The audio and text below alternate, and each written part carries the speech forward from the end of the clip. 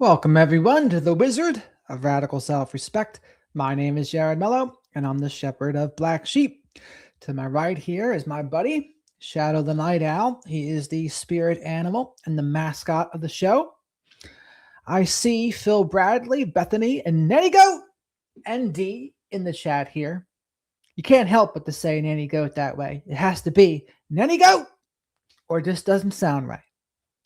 Now, today we're going to be doing some more Lindsay Clancy because I didn't notice this yesterday, but friend of the channel, Matt Murphy, was on East Idaho News. And then he had some other interesting people that I would also love to talk to as well. But we're going to check out a Dr. Joseph video, and then East Idaho News interviews Dr. Joseph. So there's a few things to go over that I'm very curious about. Miss Kim, welcome. How is everyone today on this Friday? I've had a wild day. I've been a little, I don't know what you would call it today. A little manic, hypomanic, maybe. I don't know. Just been in a little bit of a blur. I didn't sleep too good. Maybe manic's not the right word. But I did not interview Dr. Salerno today because, we were trying to coordinate between three people, and he had said he messed up when he told Dr. Lieberman the time. So now I got pushed back to next Friday. So we'll be doing it, but it's going to be next Friday now. Thank you, Nanny Goat. Hello there, Danielle. Everybody won't be talking much since I'm in the shower and also doing red LED light therapy, but I hope everyone's doing well. Right on, Danielle. We're glad you're here. Do your self-care. We're all about that here. Miss Kim, how was your day? D, how was your day? And Shadow, when I say it's always great to be seen. So the first video we're going to go over is the Matt Murphy being interviewed by East Idaho News. I don't know. I'm actually starting to get interested in the case because, as Miss Amanda said the other day, it does seem like I have a skill set that would be helpful for this case, considering my knowledge of medications and psychiatry in the mental health field. So we'll see. It's interesting. Now, on Facebook today, I got caught up with that Shiloh, Minnesota case where that woman got charged with disorderly conduct because she called an 8-year-old kid the N-word. But she didn't get charged with that, or she didn't get convicted for that. She got convicted for what she said to the adult, which, that's a whole different ball of wax. Jackie, how are you over there? Glad to see you. Hope everything's well. Shadow says hello to you as well, Jackie. Shadow says, Jackie, how's your daughter? That came up to Shadow's attention the other day. Oh yeah, how's Jackie's daughter's doing? Hello there, Miss Amanda. We're taking your suggestion, and we're going to go over a little bit about this. We're digging deeper into the Lindsay Clancy case. And right on time, if you ask me, considering the court case starts on Monday. Julie Reagan, welcome. As you all get here, please remember to like the video because likes are free. Spank the like button. Leave your DNA of choice in the like button. Make sure you are subscribed to the channel. Hit notification bell because hopefully they'll send you notifications when I come live. As always, super chats, super stickers, and becoming a channel member or gifting channel memberships. Great ways to support the channel. They help me to pay for Shadow the Night Owl soy-free hoodie snacks. And we're still going live 5 or 6 nights a week here. Sometimes there'll be solo streams. Other times, like tonight again, we'll be going over true crime stuff. And we'll still be doing our interviews, our posts in the community tab and the shorts. We're doing all that. We're doing all of it. Phil, good old Phil Bradley, who is neither late nor early, just on time. Then he says, Jared, I so hope I did the right thing telling you. No, you did. I mean, someone else had already said so too, but I'm glad you did. I'm glad you did. Don't worry about it. So today what we're going to do, like I said, the first video is going to be Matt Murphy. Then we're going to pop over to Dr. Joseph. Dr. Joseph is not a fan of prescription medications. I think he used to prescribe them, and then he realized, wait a minute, I don't think this is very good.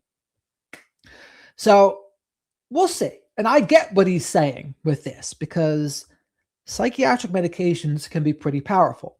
Now, that's not to say they can never be helpful. he might even go farther than me, where I would say whatever works for people. Okay, do that. I don't even know if he would say that, though. We'll see. We'll see what he has to say. But here's the other thing. Whatever it was, this is the problem for Lindsay. It wasn't working. And I don't know, I'm a little unclear on how it was so bad and they wouldn't put her in inpatient. They kept on increasing doses of things. And if you're Lindsay, if you're aware enough that you think you're a harm to yourself or your kids, are you then not also aware enough to remove yourself from the situation? Or do the meds make that impossible? I don't know. I don't have my full opinion on this case yet. We're going to unpack it together and we'll see what we think as we go along. Miss Kim says it's all good to go. Yeah, I would agree with that, Miss Kim. Jackie says, Jared, she's a piece of work. People start working are getting the right to service me. There you go. At least you can joke about it, Jackie. Teresa, welcome to the chat, Teresa. She did, Miss Amanda, but then why wouldn't they keep her? But again, if she thinks she's a danger to herself, then why wouldn't you leave the situation, period? If they're not going to take you, then just get out of the situation. Go stay in a hotel or something. I think anything is better than what happened, no? So again, it's easy to say maybe when you're thinking straight, but if you're not thinking straight, maybe it becomes 100 times harder. I don't know. Or not. I don't know. I guess it does, but I don't know what her husband would have to say for herself in the matter too, for himself. He knew about all this. Wouldn't he say, hun, maybe you should stay at a hotel for a little while, considering the inpatient facilities are not going to take you? I don't know. It seems like there's pieces of the story missing to me, but we'll see. Hello there, Liam. Welcome. Yeah, and I mean, the same thing happens in abusive relationships, right, Miss Kim? People stay much longer than they wish they did. Some of it's a trauma bond. This is a kind of a different situation, though. Now, someone was giving me grief on Facebook. They said, how dare you say she had postpartum depression? No one diagnosed her with that. And I said, I didn't say she was diagnosed with that. I said she was experiencing postpartum depression / psychosis. That's not a mental illness. To me, that's just describing what happened. It's not a diagnosis either. Well, that's why we have to dig in more, Miss Amanda, because I'm not exactly sure. I want to know the verbiage, exactly how she said these things to her doctor. What were the exact quotes? Now, some of that might be protected right now under HIPAA, but maybe in the court during the trial, that'll come to light. Wouldn't you think? Well, we'll see. Hello there, Deb. To me, that's the lack of company, postpartum, and depression. Yeah, we'll see. Like I said, I don't know exactly what my full thoughts are. I see both sides so far. Yeah, but we'll see. Now, Matt Murphy's view is the more the prosecutor view. So we're going to start with that. Dr. Joseph, I think he is much more lenient in the situation. But let's see what Matt Murphy has to say. Friend of the channel now, Matt Murphy. Laura, wherever Laura may be, I might have started a little late for Laura, but we're going to have Matt Murphy on the channel again. Don't worry about that. Well, now I want to bring in Matt Murphy. You know Matt. He's a legal contributor to ABC. He is a homicide prosecutor, legal expert. He's done countless cases in California. I first met Matt a couple of years ago. We went on the CrimeCon cruise together, and he's going to be back this year with our guest after him, Josh Ritter, and yours truly. We're all going to be on there. It's going to be so much fun. He is the host with Mark Garagos of a podcast called In the Well on the MK True Crime Channel. They discuss cases just like this one. I wanted to hear Matt's perspective on the Lindsay Clancy trial. Matt, always good to see you. You're looking good, younger every day. Yeah. Thanks. Feeling older every day. Yeah. All right, let me talk about what the prosecution has to do in this Lindsay Clancy case, because they have to prove first-degree murder here, that this was somewhat at least planned out or thought of before Lindsay Clancy killed the kids. But then the defense has to talk about the lack of criminal responsibility verdict. Two different burdens here. Like what are we looking at here when this trial actually begins? So from a legal perspective, this is actually very interesting. California uses what's known as the McNaughton rule, which is 150 years old, that essentially it's the standard for insanity that's used by most states. And under the McNaughton rule, it is, does the defendant understand the nature and quality of their actions? Okay, are they prevented from a mental disease or defect from understanding the nature and quality of their actions? So it focuses only on kind of their mental state. Massachusetts uses a different rule. It's called the McCool rule, which is based on the model penal code. And I actually wrote this down in my prep.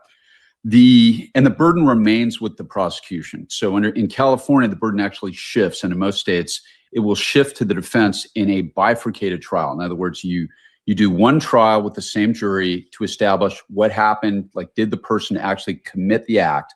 And then the second phase is what's known as the sanity phase, where then they will determine whether or not they understood the nature and quality of their actions. So the example that we would always use in our murder cases in California under the McNaughton rule was it's that quintessential thing when an angel and a devil pops up on your shoulder, and the angel says, do it, or the angel says, don't do it, and the devil says, do it. If the person understands that they are killing a human being, then they are legally sane. Okay, so if the devil says, hey, go over and kill that person over there, or I'm going to blow up the world, they still understand the nature and quality of their actions. They still understand that they're killing a person. Okay, and you have an obligation, even if you're mentally ill, to resist that urge. Okay, an obligation, even if you're mentally ill, to resist that urge. Interesting. I'm sure that's what the prosecutor will say, right? If the devil says, go kill that alien over there, or go stab that banana, and the person is so mentally ill that they do not understand that that's a human being, then under those circumstances, it could be said they don't understand the nature and quality of their actions. Okay, so that's the standard rule that's applied in most states. Under the Massachusetts rule, the language is a little bit different. It is, they lack the substantial capacity to either, number one, appreciate the wrongfulness of their conduct, or conform their conduct to the requirements of the law. So it's similar, but it's different. So what Massachusetts basically gives the defense kind of two outs, and the burden remains with the prosecution in Massachusetts. It shifts in California, which means the prosecutor must convince the jury as to both of them. Good question, Liam. I should go over it for people that don't know. So this is the Lindsay Clancy case they're talking about. When her youngest child was 5 months old, she killed all three of her children.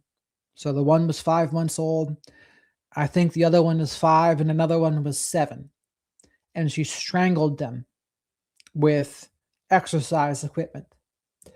And while this was all going on, she was repeatedly asking for help in the time leading up to this, saying that she had thoughts about ending her own life and harming her kids. She was on all sorts of medications. I'm still trying to get clear on the timeline and how many of those she was taking at the same time. Was she taking them as prescribed? Did all of the doctors know what she was taking at the same time? I'm not sure yet. We're going to dig into that more in today's stream. But she was taking several benzos, several anti-anxiety meds, several sleep meds, several antidepressants, mood stabilizer, antipsychotic. It was a lot. And it seems a little bit reckless for them to be doing that. She had tried to go into inpatient facilities, but they didn't accept her. Now, the other part, though, is she herself, she told her husband to leave. And that's when she did it. She told him to leave, and then she did it. And then after she did it, she tried to end her own life. She jumped out of a second-story window.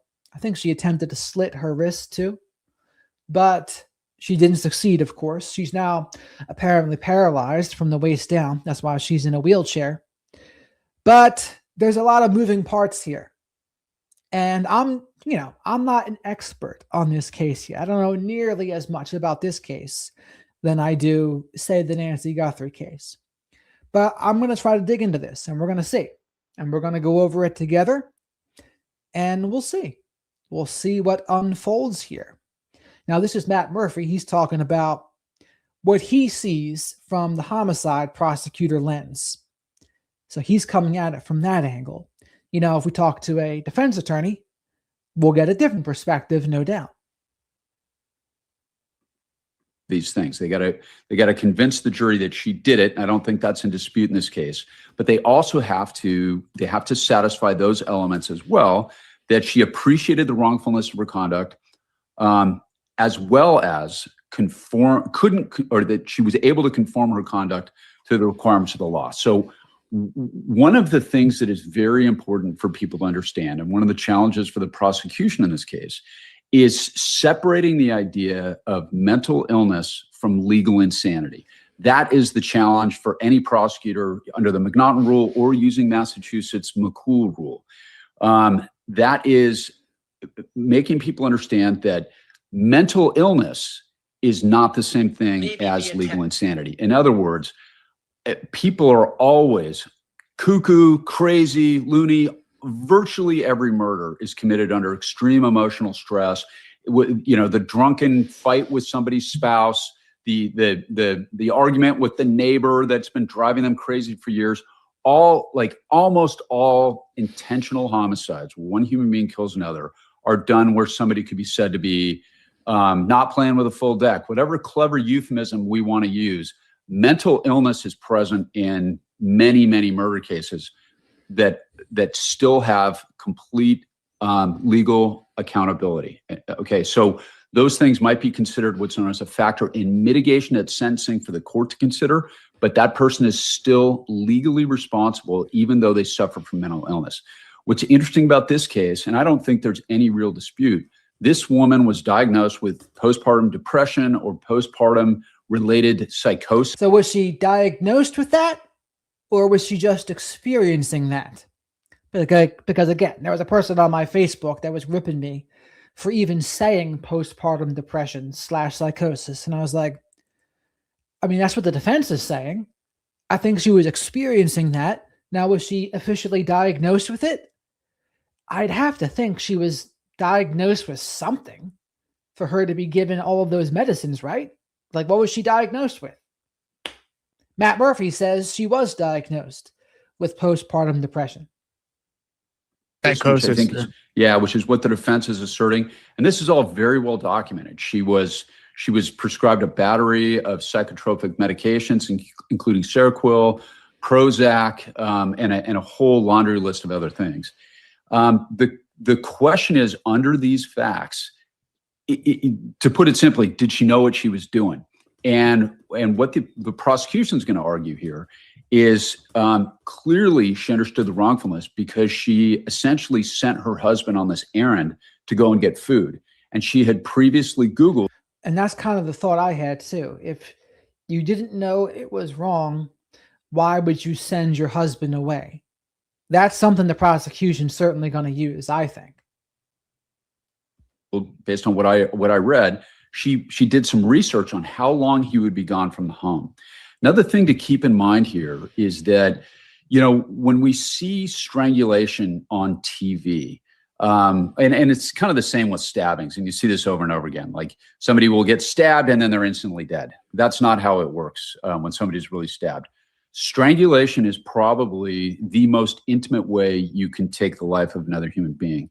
Any coroner will tell you that, unlike TV, where it takes somebody grabs somebody by the throat for about 20 seconds and they're dead and they go on to the next scene, in reality, it takes about 5 to 7 minutes for a human being to die with strangulation. Okay, and maybe it's shorter for children, if you sit and you look at a clock and you count out a minute, that is an eternity, and it takes 5 to 7 minutes per child, per victim in this case, of this woman applying constant pressure.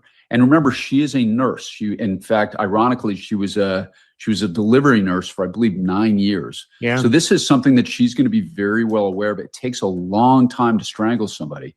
And then she moves on to the next child, and then the next child. And of course, her 8-month-old survived for, I believe, for 3 days afterwards. And then she cut her own throat, she cut her wrist, jumped out the window, and suffered injuries as a result of that. That is going to be, those are really difficult facts, I think, for the defense to get around here, because all of that time, she can stop doing what she's doing.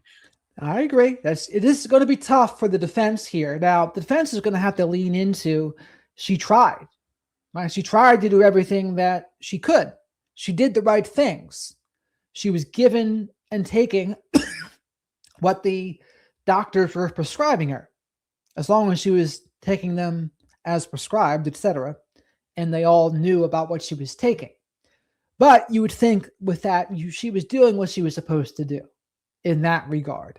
But again, now my thoughts, just as someone who knows about prescription meds, is that just seems like way too much. All that's way too much. And I don't know. And I don't know if she was taking that all at the same time, what the dosing schedule was like. I don't know. I have to learn more about that. And maybe we'll learn about that in this stream. So there is evidence of premeditation and deliberation that the prosecution is going to be able to. Hark, what do we have here, Shadow? Oh, bastard. Truth Sleuth. Thank you very much for the support, Truth Sleuth. Double gem action, silver stars. Shadow says thank you very much. He appreciates the support. It'll help him get some soy-free Hootie snacks. Janine. And now, Jane, I call you Jane. But tell me, for real, would you prefer I call you Jane or Janine? Because whatever you prefer. But Janine says, that's so very disgusting. Oh, how awful. Yes, very true. I hear you, Miss Kim. I hear you. Present. And I think they should just concede it from my, putting my prosecutor hat on. They should concede all the mental illness and say, absolutely, she's mentally ill. Absolutely. Postpartum depression is real, but she had the ability to control her conduct. She knew it was wrong. She had the ability to control it because she didn't do it in some psychotic break while the husband was still there, because she knew he would prevent it. That, I think, is the argument that we're going to hear from the prosecution. And the defense is they're going to call, I'm sure, many experts to talk about the effect of, the combination of these psychotropic drugs and how that did cause a psychotic break. This one is horribly sad. And putting my now the question here becomes: is a medication-induced psychosis, is that enough? Is that enough to get a not guilty by reason of insanity?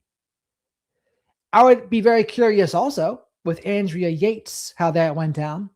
And it's interesting what happened with that woman, Precious Bland, in Florida. She got insanity from COVID, that's interesting. That sets a very interesting precedent. But can you get insanity from medications prescribed by a doctor, plus the postpartum element? Are those two things enough to get a not guilty by reason of insanity? What do you think, chat? It's going to be a close call. It's going to be a close call, I think. We'll see. And again, because I can see some points for both sides here, but we're going to let the information unfold. Defense attorney hat on. There have been a lot of studies concerning some of these psychotropic meds, and we had a Prozac murder in Orange County when I was a DA. It wasn't one of my cases.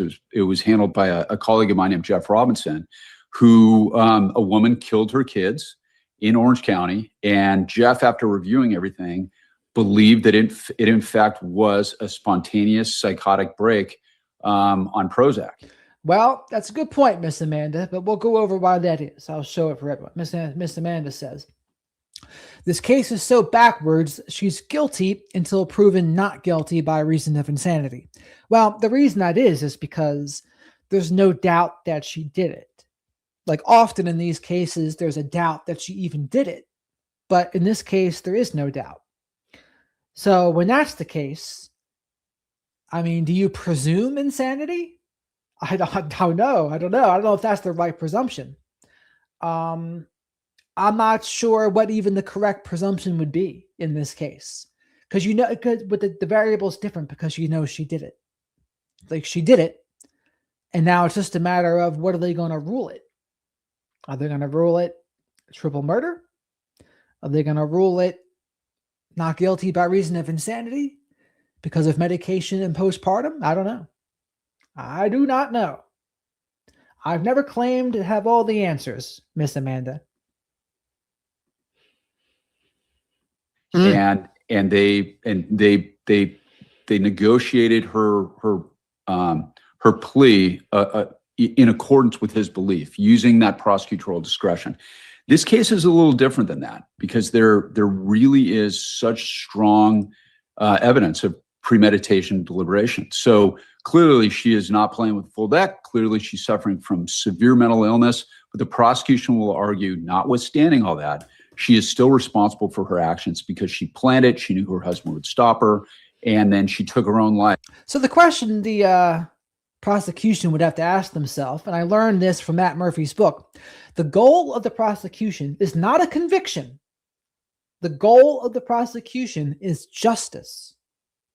What is justice, do you think, in this case? If it's truly medication, mental illness, postpartum induced, what would justice look like? Would justice be charging her with triple murder? I don't know. I don't know about that. But if you can somehow prove that, no, it's not nearly as much those things, and there's more malice here than we originally thought. Maybe some cluster B psychopathy. There was another person today yelling at me because I wasn't saying this is a cluster B case. I'm like, I don't know. We don't know enough about this case yet. This is a unique case. It's a unique case given the postpartum part. But it's pretty interesting how people are. I see some people, they're going hard in the paint against her. And then other people are more on her side and talking about the postpartum aspect and the medication aspect. But which one? Chat, for where you are right now, what do you think? Where are you on this case right now? This doesn't have to be your final opinion, but right now, what do you think? Or attempted to take her own life. And by the way, I got to tell you, they are always so much better in murder suicides with the murder part than the suicide part. I cannot tell you how many cases I've prosecuted where there's like sort of to use a term, half-assed, they're really good at the killing and then a half-assed suicide attempt. Jumping out of a second-story window, I think most people are going to know that is typically not going to be enough to kill you. Now, she's paralyzed from the waist down, apparently. Mm-hmm. But again, she's a nurse. I think the prosecution will argue, and I think some of the jurors will feel pretty strongly that she recognized the nature and quality of her acts and could have conformed her conduct. The defense will argue the opposite. I don't know where the chips ultimately fall in this. I would have originally said that they will find her legally responsible. But then we watched the Karen Reed case, and I don't know what happened in that one. I've got some pretty strong opinions on that. And that was defended by a friend of mine, Alan Jackson, who did a phenomenal job. Mm-hmm. But I was surprised by the verdict in that. And so Matt Murphy thought that Karen Reed should be guilty, apparently. How about that? How about them apples? Maybe I should ask Matt Murphy to say, hey, Matt, how about you help me get Alan Jackson on? How about that? So we'll see what the jury does here. So Matt, in a lot of these, well, every case, optics matter. I mean, if you have a beautiful person or a handsome defendant, people pay attention to that. Here you have a defendant in a wheelchair. So the jurors are going to see her. Oh, she's in a wheelchair. And then they're going to hear her story. And then they're going to hear from her husband, who is testifying on her behalf and has publicly said, I have forgiven her, and asked the public to forgive her too. How does the prosecution overcome that?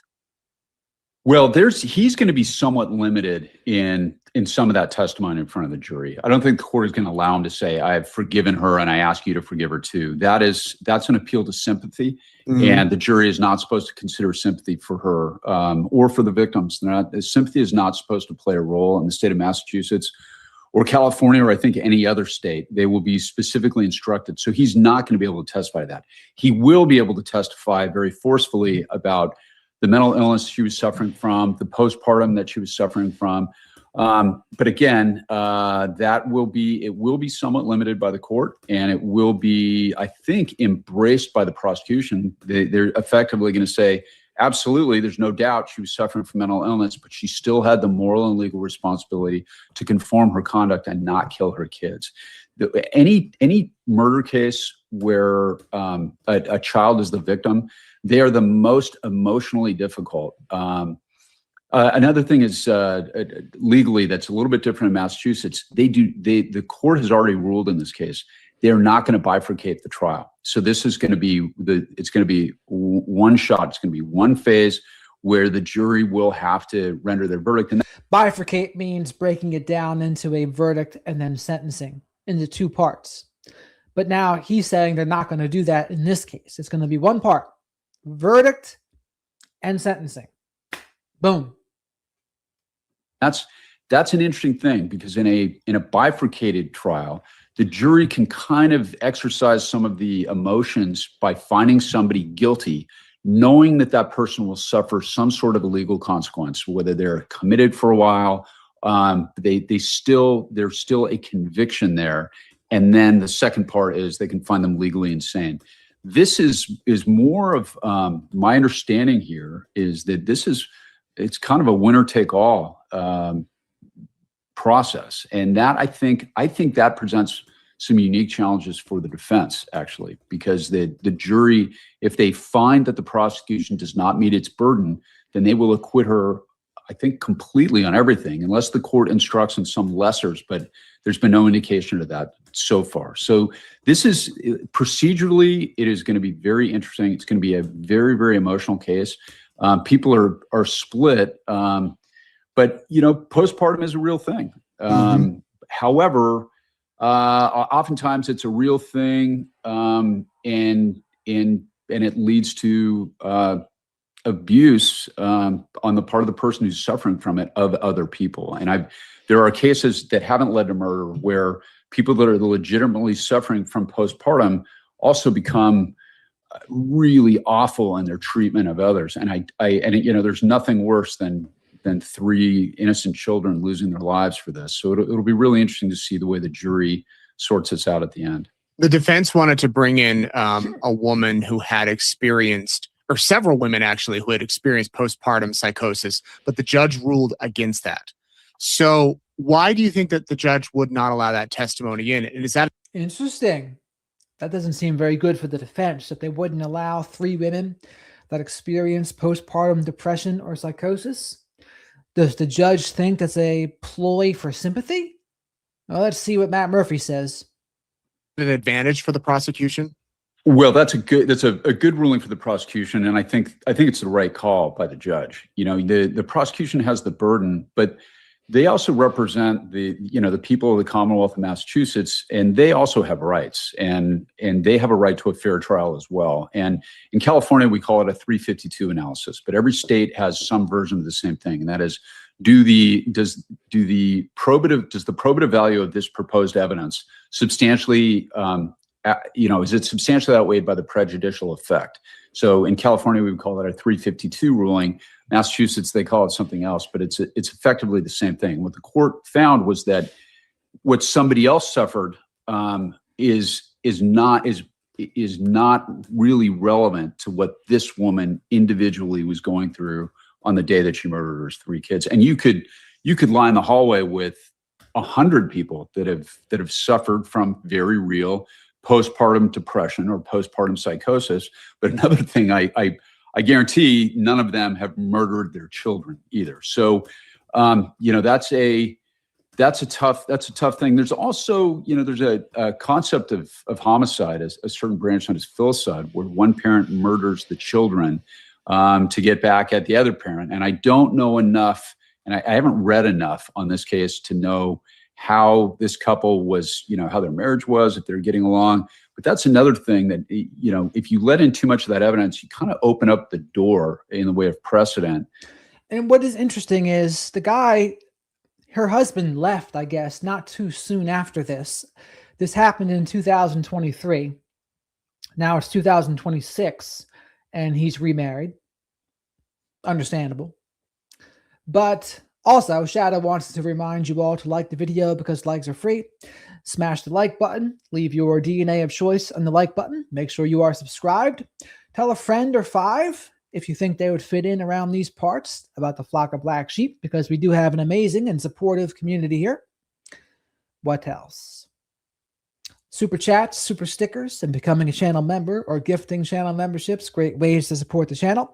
They all help me pay for Shadow the Night Owl's soy-free hoodie snacks. As for announcements, I do have some interesting announcements in terms of interviews. Next Friday, Dr. Salerno and Dr. Lieberman. That was supposed to be today, but it got pushed back. I talked to Dr. Gary Bricado again today. He's booked apparently until January. And I told him, well, I can understand why you're booked till then, because your book is brilliant and you say a lot of things that are very helpful. And I said, I'd be happy to wait till then. Christian John, I should be talking to him on Tuesday, but we'll see for sure. Those of you who know Christian John. Who else? Mark Vicente. I'm trying to get him to figure out where his schedule is. He's busy, though. He's busy with the Narcissist Playbook release here. Let me know if you've seen the Narcissist Playbook in the chat. But those are the announcements. And thank you very much for all of the support that Shadow and I have gotten so far. To everybody that murders their kids, claiming this, or at least every woman claiming that they were suffering from postpartum. Now, this was well documented. I don't think that there's any doubt that she was really severely mentally ill at the time she did it. But at the same time, the question again comes back to, did she appreciate the nature and quality of her actions? Did she appreciate the criminality? And was she able to conform her conduct to the law? And that's really the call at the end of this case that the jury's going to have to make. One of the interesting things the jury will do is go to the actual house. The judge has granted a request to go to the crime scene. The person that lives there didn't want them to, but the judge overruled that. What's the strategy there? I mean, why have the jurors go out there? Does it help the defense? Does it help the prosecution? How does each side use that to their advantage? Well, it's tough to say. I think that this helps the prosecution. I think that when the jury actually sees the mechanics that were involved in this, that the distance she would have to walk, the basement that in the home, the window she jumped out of.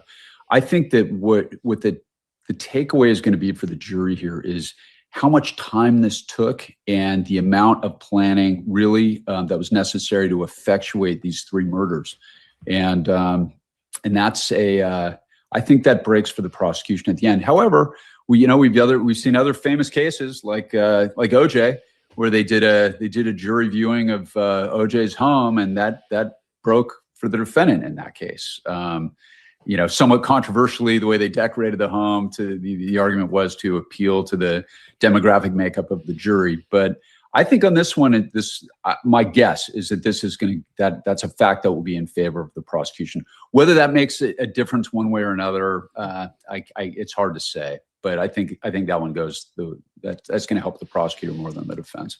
In the vast majority of cases, it seems, at least when we report on them, that the comment section are against the defendant. Most people are like, he did it, she did it. this is a case, every time we post something about it, I would say the comments are split 50-50, even maybe 60-40 on her behalf, on her defense. And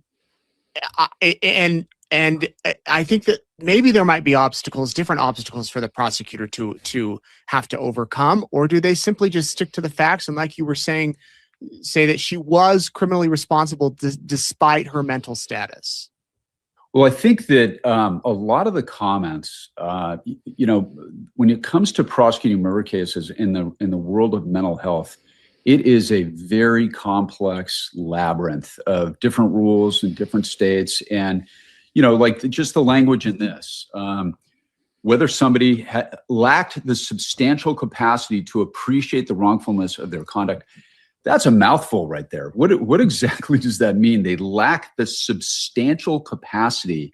Those are challenging words. I mean, and I've been practicing law for 33 years, and reading that and kind of. What do we have here? Danielle has won the Wizard of Radical Self-Respect membership. Shadow and I say thank you very much, Danielle. We will have to see who the YouTube Lords of Random decide will get this membership. We trust that whoever gets it will be deserving.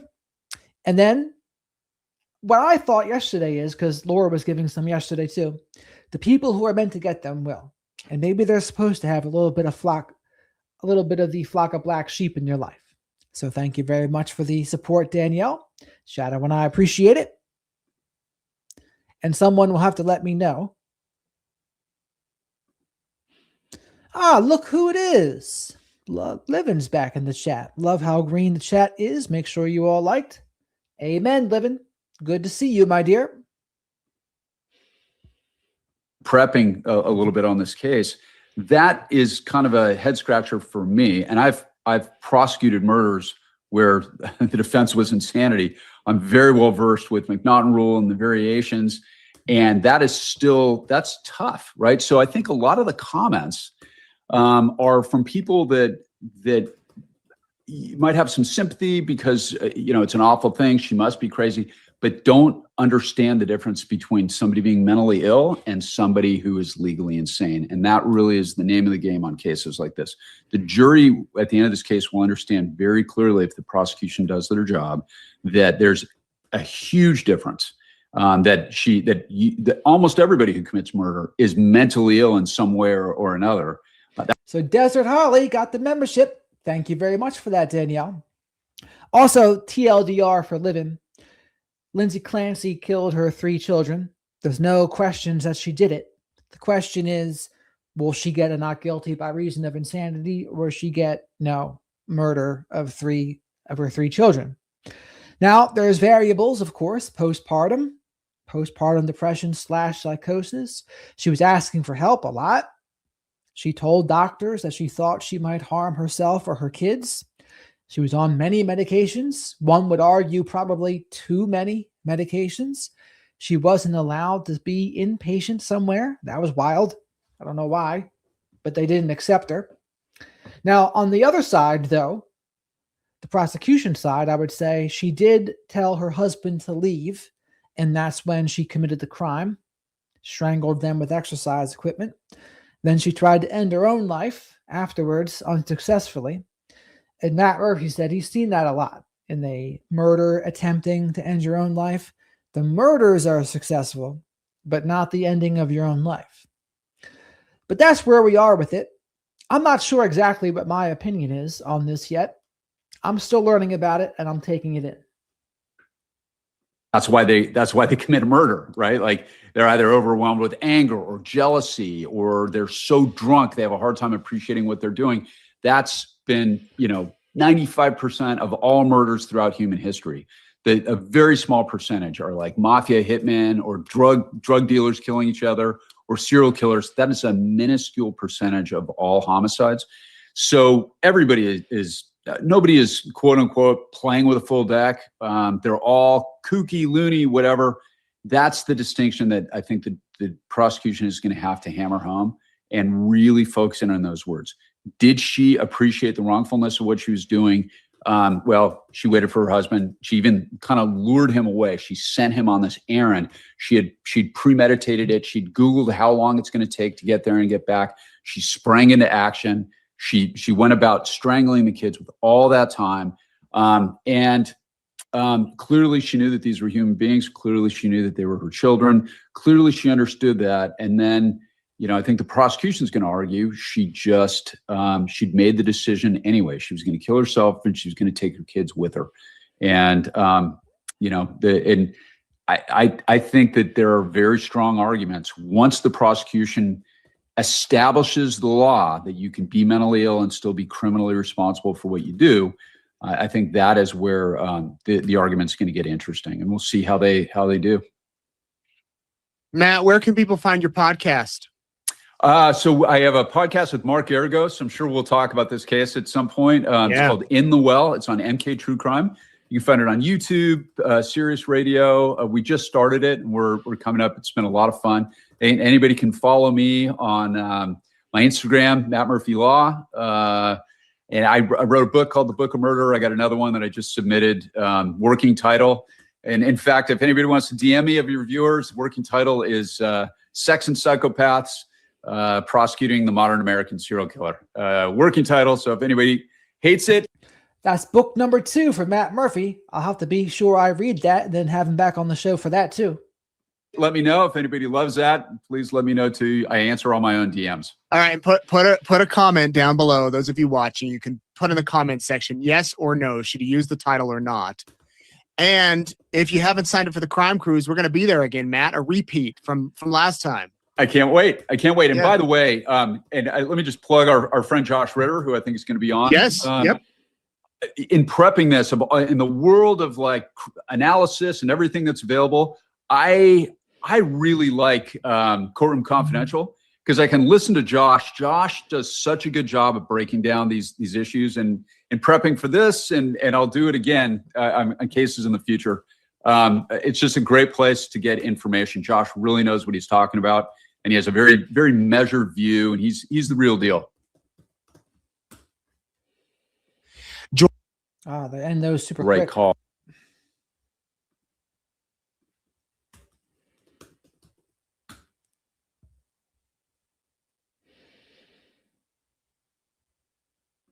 No one expected that.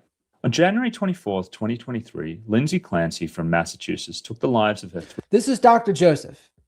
Dr. Joseph is not really the biggest fan of psychiatric medications. He speaks out about them. Interesting channel. I would love to speak to Dr. Joseph too, by the way. 3 young children, and then attempted to take her own life by throwing herself out the second-story window of her home. She ended up permanently paralyzed. Now, Lindsay was charged with 3 counts of first-degree murder, and her jury trial begins in 4 days on July 20th. However, what makes this case very interesting is that Lindsay is blaming medical malpractice for the death of her children and her paralysis. She is alleging that the psychiatrists who were looking after her treated her with a dangerous cocktail of medications that led to psychosis and the events that unfolded. And so today I'm going to be breaking down this case as a board-certified psychiatrist, an expert in psychiatric drug side effects, and also as someone who sees multiple people with serious adverse reactions to psychiatric medications in my private practice on a daily basis. So let's jump into it. We're going to start with a news clip to give you an overview of the case. Lindsay Clancy sat without emotion in her wheelchair during this pretrial hearing. She's charged with first-degree murder for the strangulation deaths of her 3 young children in their Duxbury home in January 2023. Clancy's lawyer is mounting what in essence is an insanity defense. And an involuntary intoxication defense. It's expected he'll try to convince a jury that Clancy was not criminally responsible, that she was over-medicated in treatment for postpartum psychosis. From a human nature standpoint, I wouldn't want anyone to have to be in there to look at gruesome photographs of little babies slaughtered and cut up and butchered and autopsy photo. No.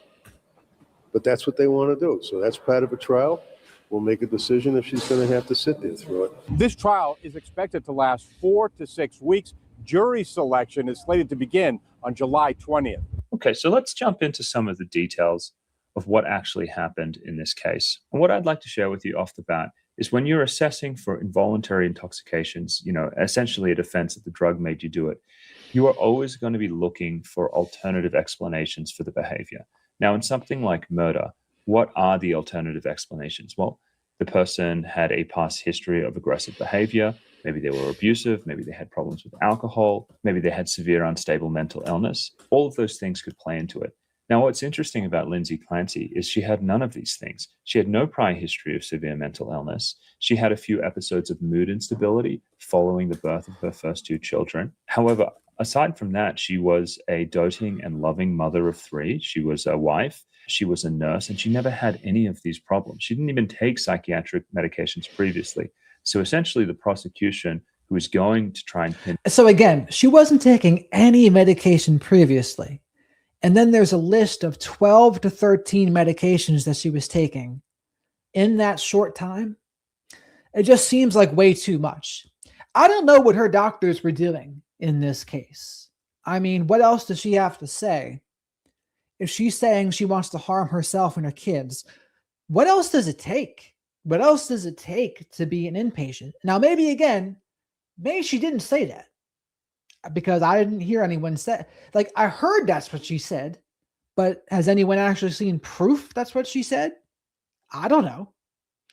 But again, when you're a danger to yourself or others, that is the one time that psychiatrists and otherwise, you have to notify the authorities. When a child's life is in danger, you have a duty to protect. You have a duty to speak up in that case. And if she did all of those things, you would think at the very least they would want to remove her from the situation. At the minimum, right? Or am I missing something here? Murder on her is trying to say that she was secretly a psychopath or something like that she was harboring these feelings and they were premeditated, and it just came out of the blue and no one expected that.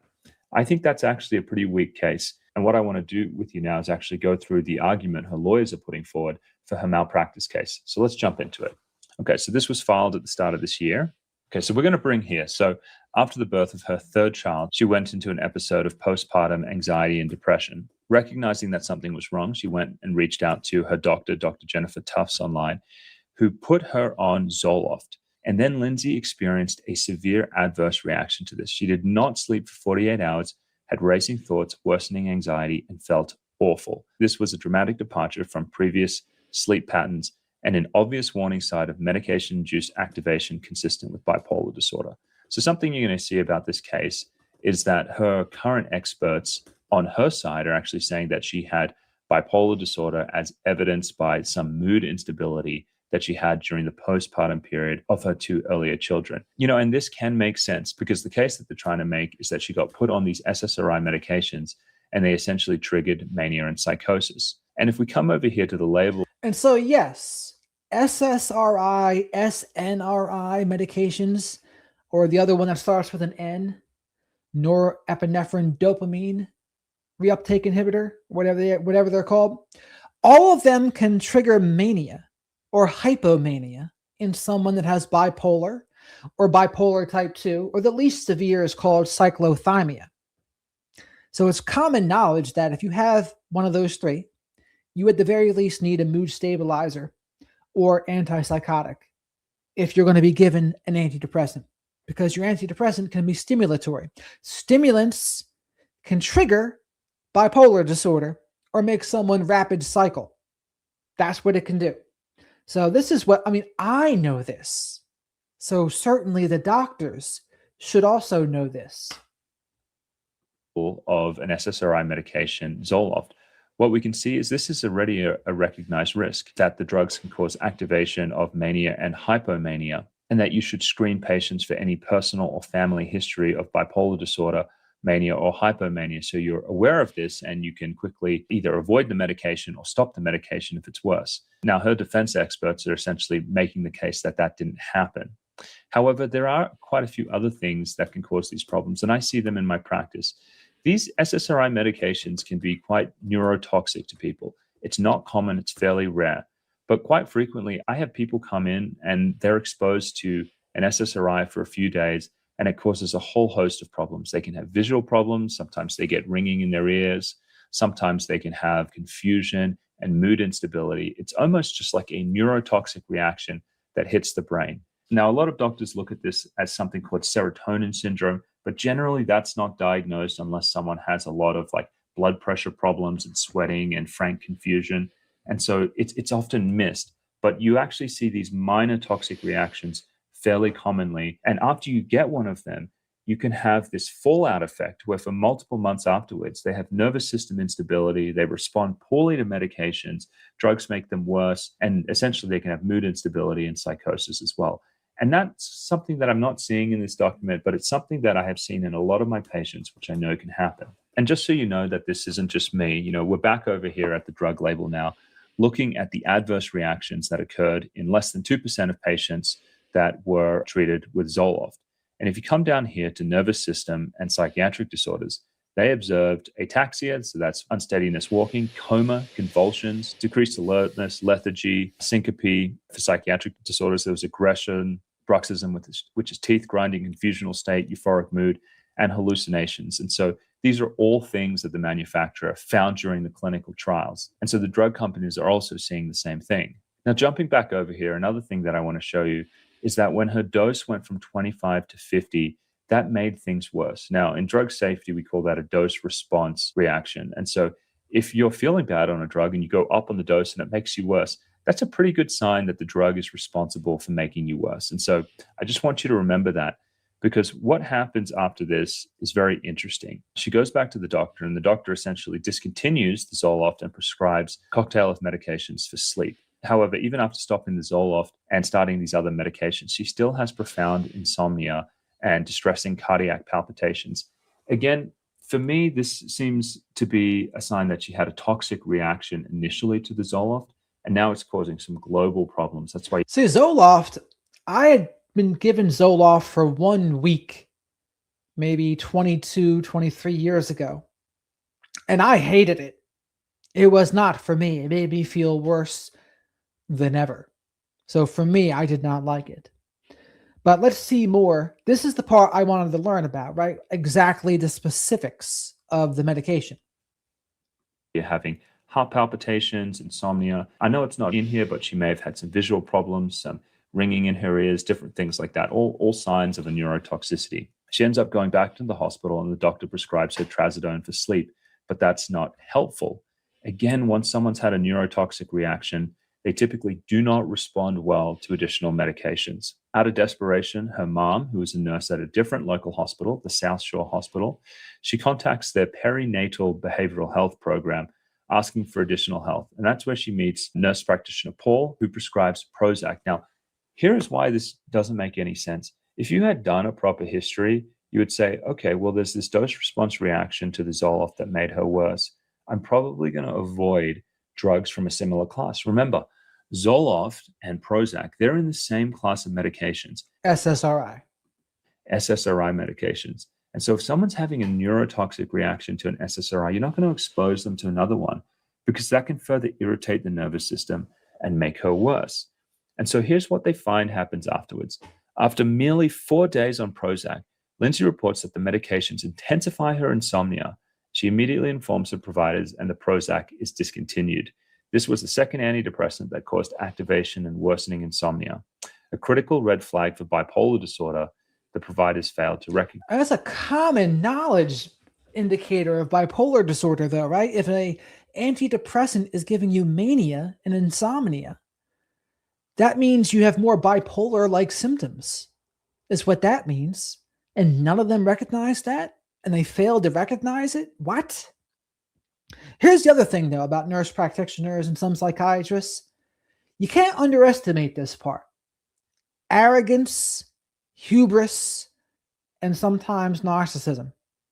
They really do think that they know better than everyone. Oh, they got it wrong. I'll get it right. I know I'm right. And sometimes I think their arrogance can get in the way. And I do wonder if this is a case of a little bit of that happening too. Nice. Yes, bipolar disorder, but also drug toxicity. Afterwards, Nurse Paul goes on to prescribe, again, a cocktail of sleeping medications. So Ambien, potent sleeping medication, Remeron, potent sleeping medication, Klonopin, potent sleeping medication, and anti-anxiety med. Now, in most cases, you would expect this to work. You would expect it to put someone down. But as I mentioned before, if you've had a neurotoxic reaction and you've destabilized your nervous system, people don't respond to drugs in typical ways. And so let's see what happens. Well, after taking these drugs, Lindsay experienced dissociation, perceiving the world around her as unreal, distorted, and distant. She's unable to determine what was real. She became disoriented, forgetful, confused, and disconnected from her own body. She was unable to drive and unable to be left alone. This is not a typical reaction to these drugs at all. This is a sign that someone is responding. This is like a psychosis, or like almost like a schizophrenic type reaction. So honestly, if I was Dr. Jared would say, so I don't know what her baseline of medication is though too. So we're talking about the variable of SSRI, but what are the other medicines she's taking? Is she still taking a benzo? Is she still taking other anti-anxiety medications? Like, I need to see the whole picture. The whole picture is necessary to see. But Dr. Jared would say, I mean, you might, the mood stabilizer plus maybe a benzo.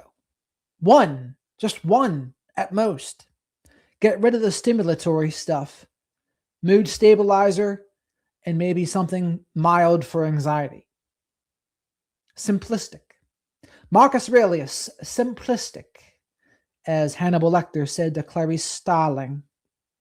Extremely poorly to medications. And that should be a clue to anyone looking after her that, hey, more drugs is likely not the answer to this person. This nervous system is not responding well to these medications. So after getting put on these medications, she ends up following up with another nurse practitioner about 3 days later who diagnoses her with bipolar and prescribes Seroquel.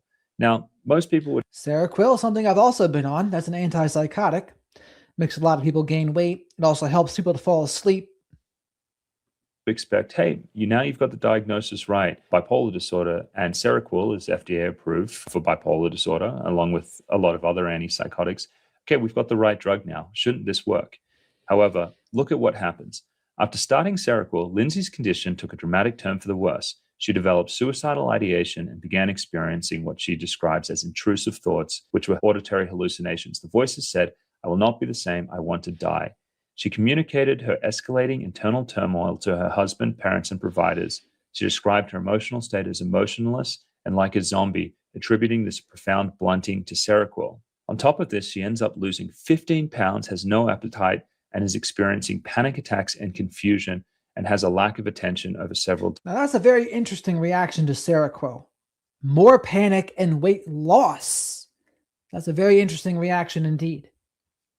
So, I mean, Dr. Jared would say, depending on the benzo dosages and whatever, like, if things are going bad, I think reducing things would be my impulse as opposed to increasing them.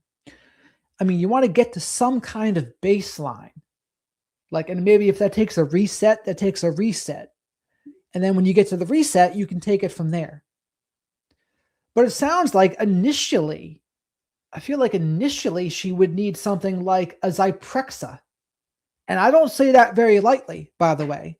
That's another antipsychotic. But for the issues she was struggling with, sleep and anxiety and those intrusive thoughts, Zyprexa could handle that, I think. So give her Zyprexa in the evenings and see what that does. That might have been Dr. Jared's recommendation. Days. She becomes so frightened by the hallucinations that she calls the suicide hotline seeking help, but they don't hospitalize her because she doesn't have a plan on how she's going to kill herself. She does it again with Aspire Crisis Support. Again, they don't hospitalize her because she doesn't have a suicidal plan. Her husband then follows up with her and her nurse practitioner. So she wasn't being hospitalized because she didn't have a specific plan. I don't know. It seems like a high bar. It seems like a bar that's only there for insurance purposes or something. But what do you think? Her husband is Patrick. And here's what he says to her. Lindsay is 10,000 times worse since she's taken this medication, and asked if they could get Lindsay off the medication and start from scratch to see what's going on. He asked if there could be some mistake, like using the wrong medications. And Nurse Joletta acknowledges it's possible, but despite this, she continues to increase the Seroquel dosage towards 400 milligrams a day. Oh, see, the increasing, I don't know if I like that very much.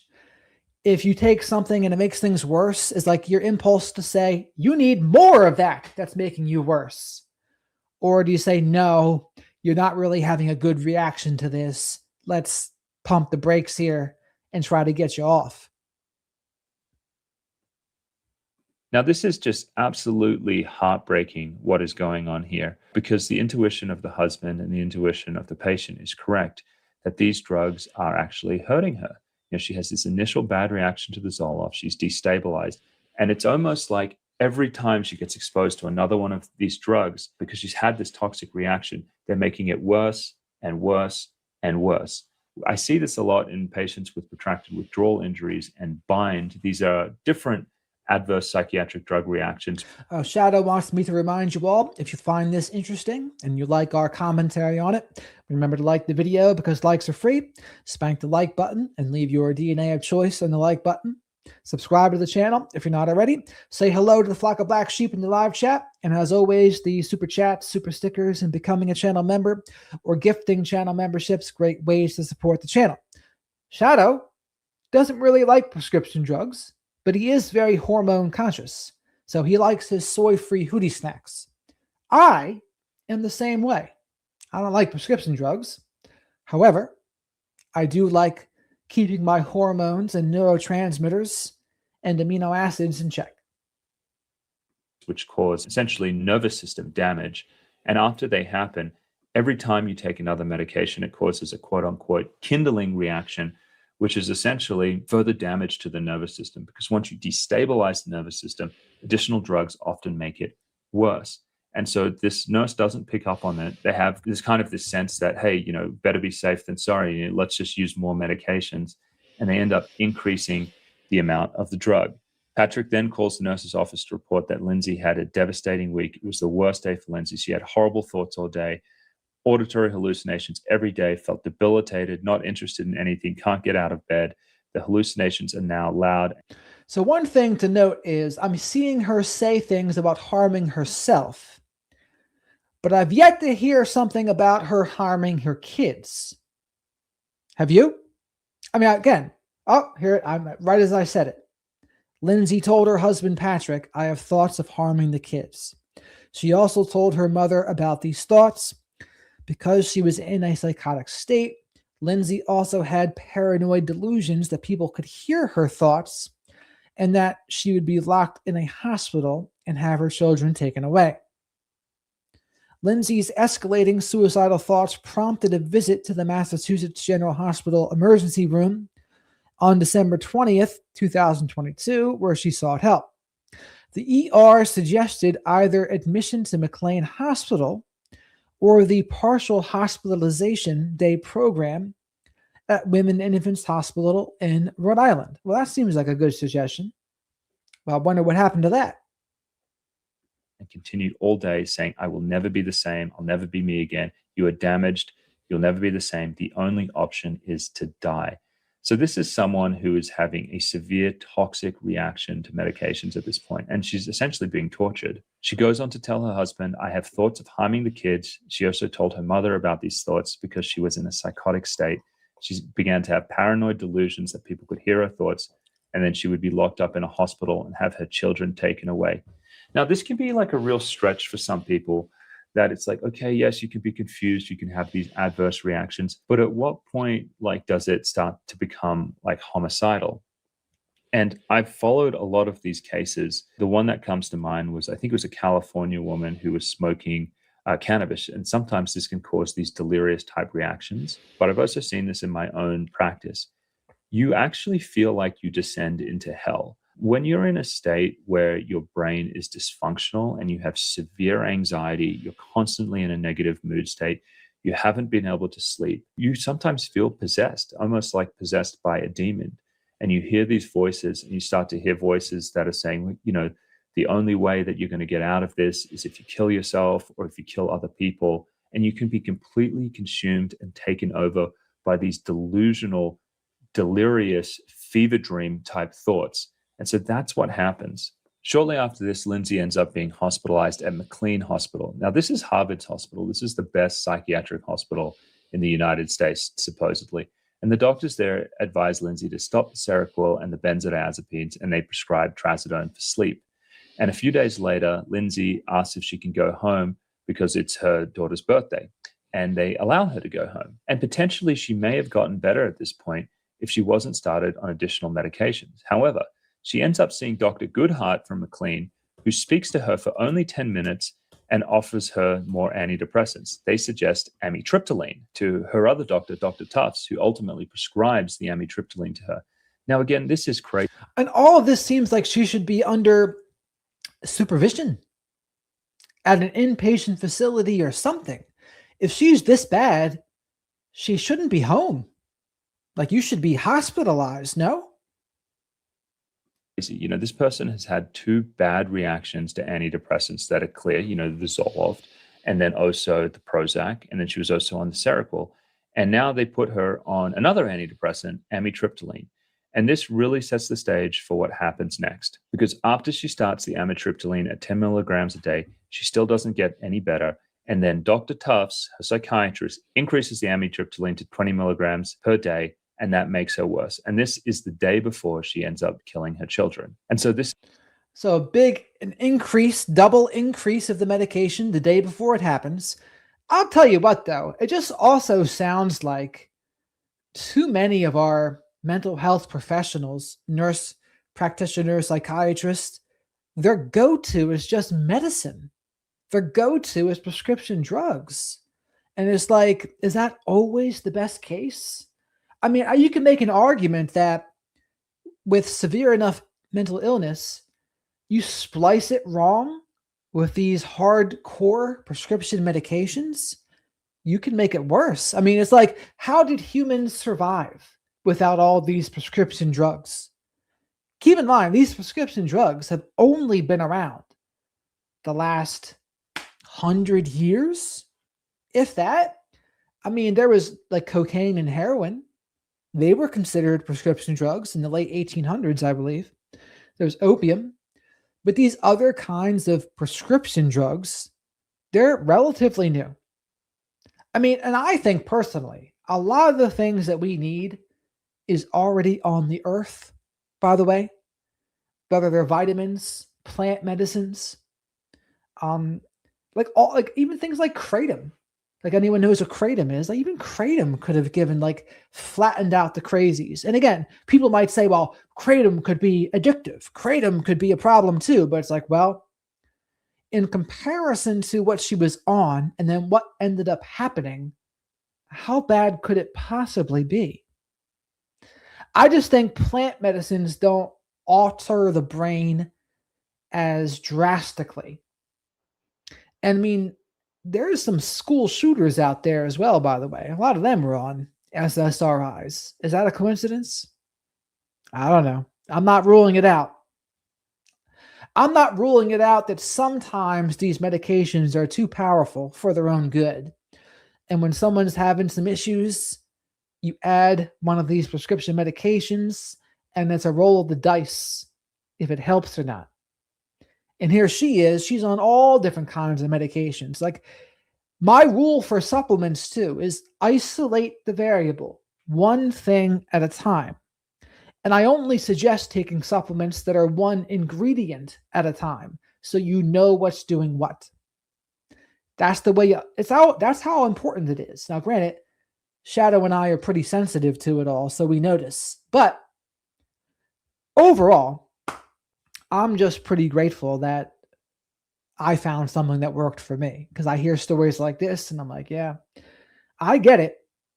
And it's so easy maybe for me to say now from a better place. And granted, I have no experience with postpartum depression. I'm not a woman. But for others who have, yeah, I mean, they can relate. This is kind of graphic now, but I want to read through this, and I advise you turn it off if you don't want to hear this. But this is what happens on July 24th. Lindsay wakes up severely depressed with suicidal thoughts. She gives her children breakfast. She takes her daughter to the pediatrician. And again, she's home. Like, why is she home?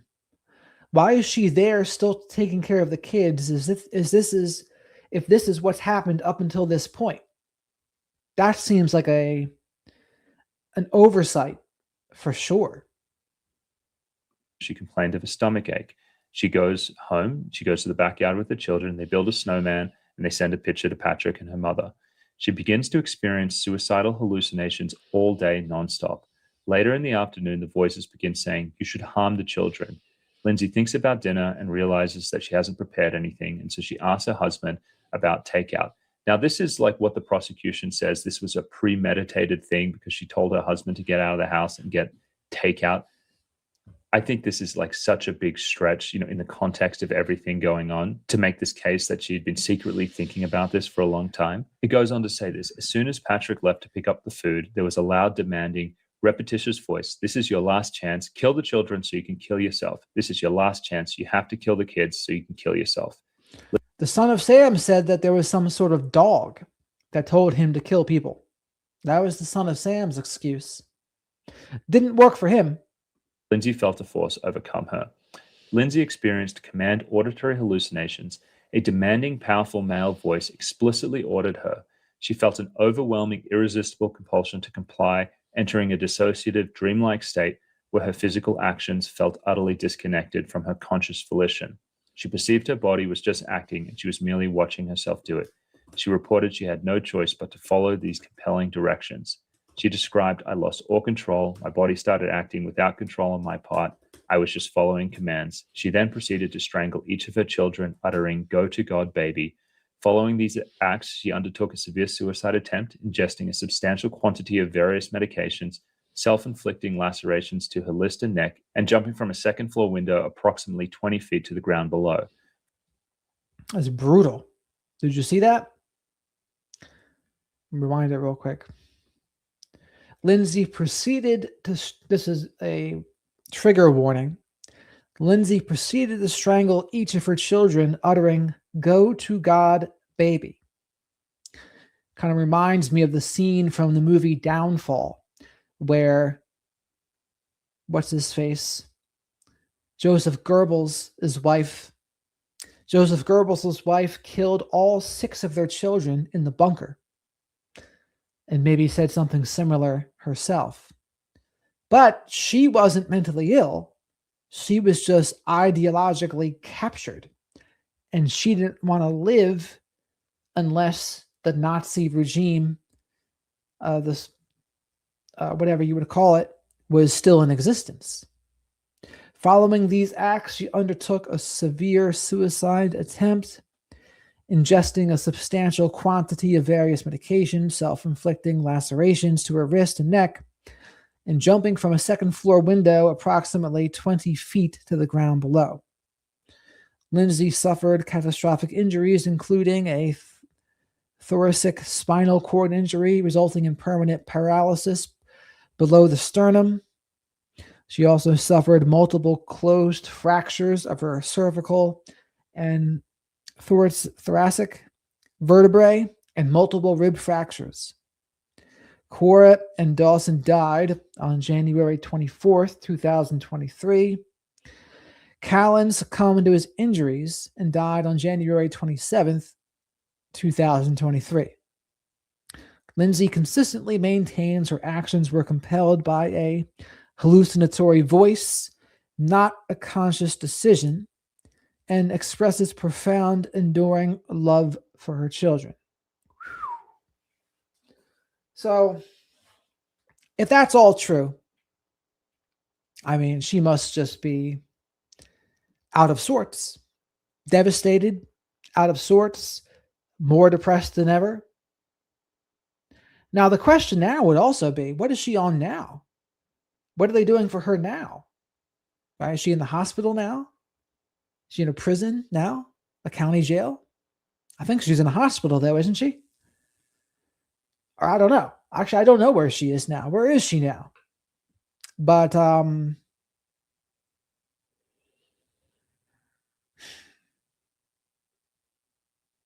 that's the beneficiary view. The charitable explanation is, yeah, she really didn't mean to. It was just the hallucinatory voices and the medications and the postpartum.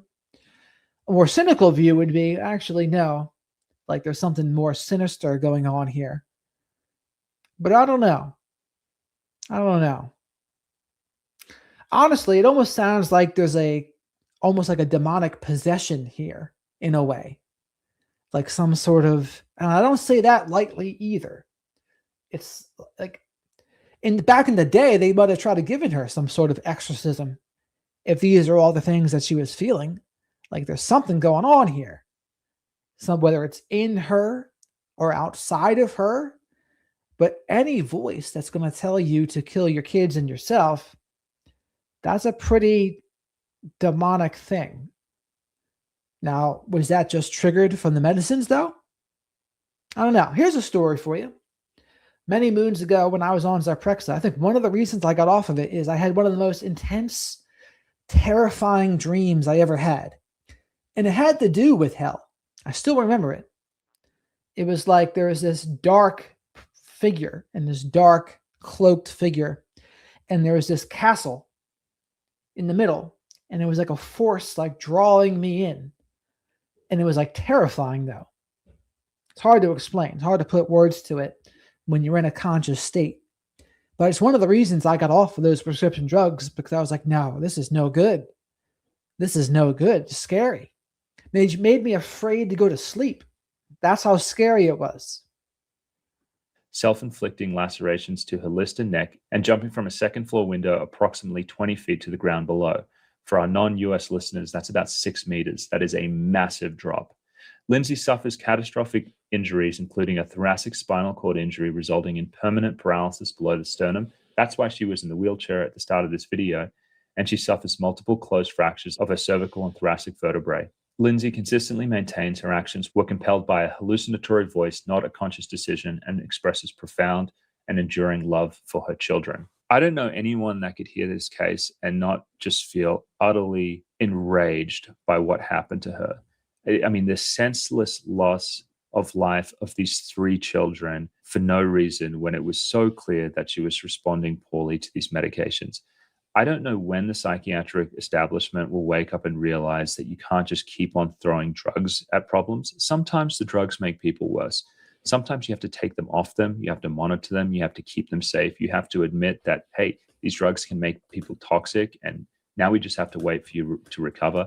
But they never do any of that. There's this sense that more is always better. And to me, we're going to see what happens in about a week's time when this case unfolds. It'll probably be wrapped up within 2 months. But to me, right now, the most telling thing is that her husband, Patrick, is standing by her during this. Could you imagine being the husband? You've definitely had those thoughts, was this premeditated?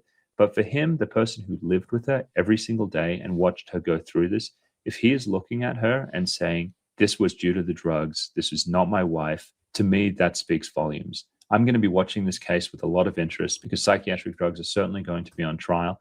And I think the cautionary tale in this is that, hey, more drugs is not always better. And so if you feel that you're getting worse on these medications, listen to your intuition, talk to your doctor, start thinking about coming off. And if you're really struggling about coming off, that's actually something we do. And so you can check the link below this video and you can learn about our practice. Thanks. Patrick Clancy. Now again, no one expected. I'm going to try to talk to Dr. Joseph too. Now, Dr. Joseph was just also on East Idaho News.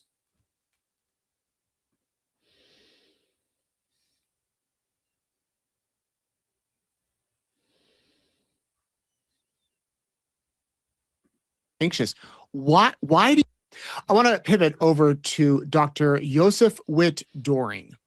He, before I get to that though, I want to show you that the prosecution, and the defense, I guess, that there's been no argument that Lindsay Clancy was on drugs, prescription drugs, not illicit drugs, prescription drugs that were prescribed to her. There is a bit of argument as far as the number of prescription drugs she was on. The prosecution says one number, the defense says one number. Here's what we know according to the civil court filings. Between October of 22 and January of 23, the alleged crimes happened in January of 23.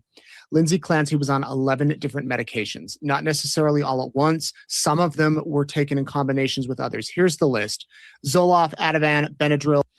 Zoloft, antidepressant. Ativan is a benzo. Benadryl is for anxiety or for allergies and sleep. Trazodone, sleep. Prozac, antidepressant. Ambien, sleep.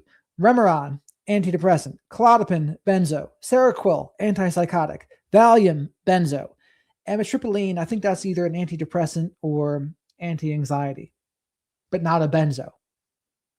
Trazodone, Prozac, Ambien, Remeron, Klonopin, Seroquel, Valium, and amitriptyline.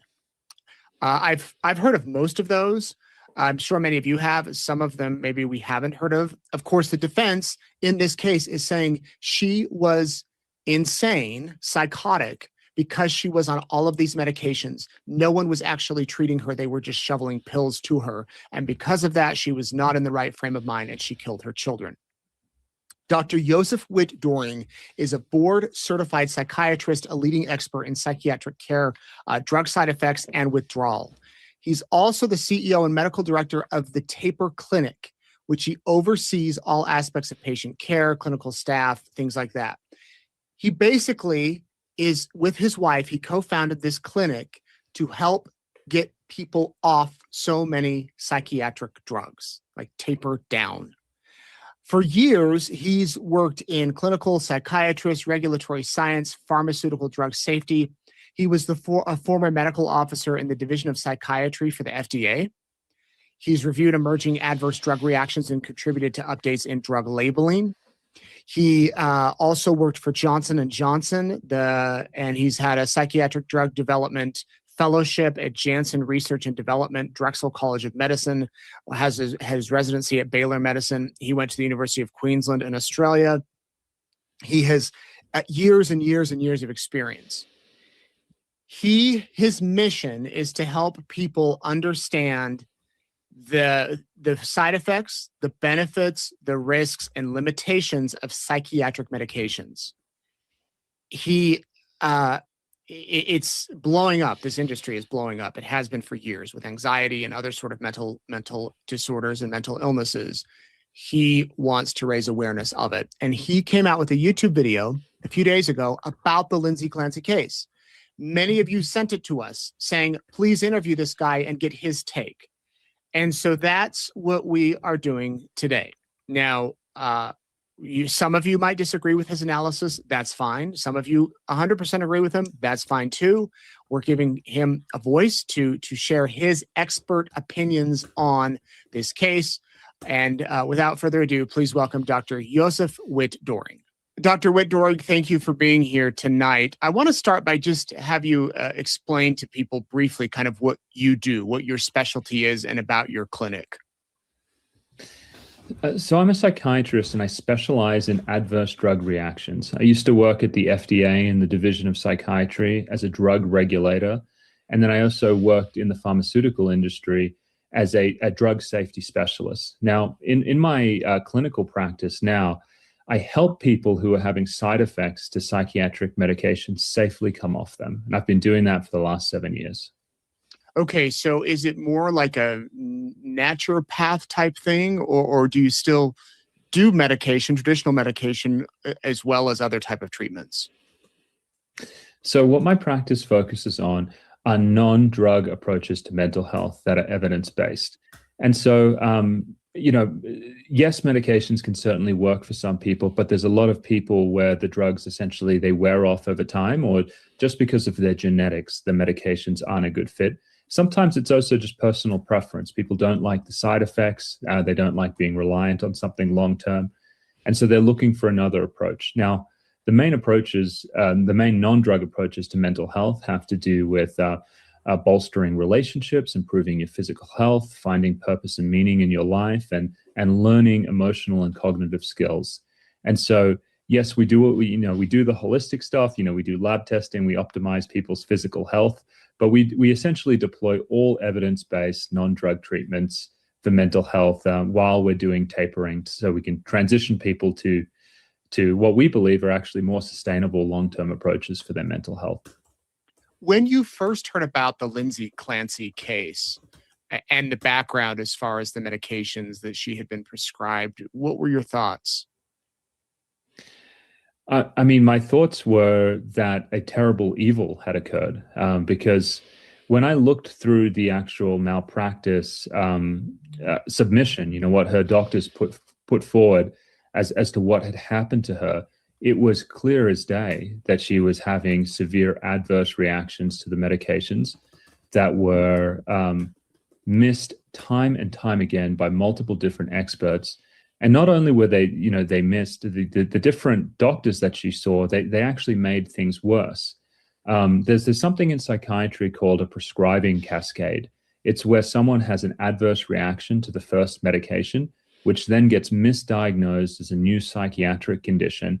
And then the doctors, they pile on more. Yes. So the goal would be to reset.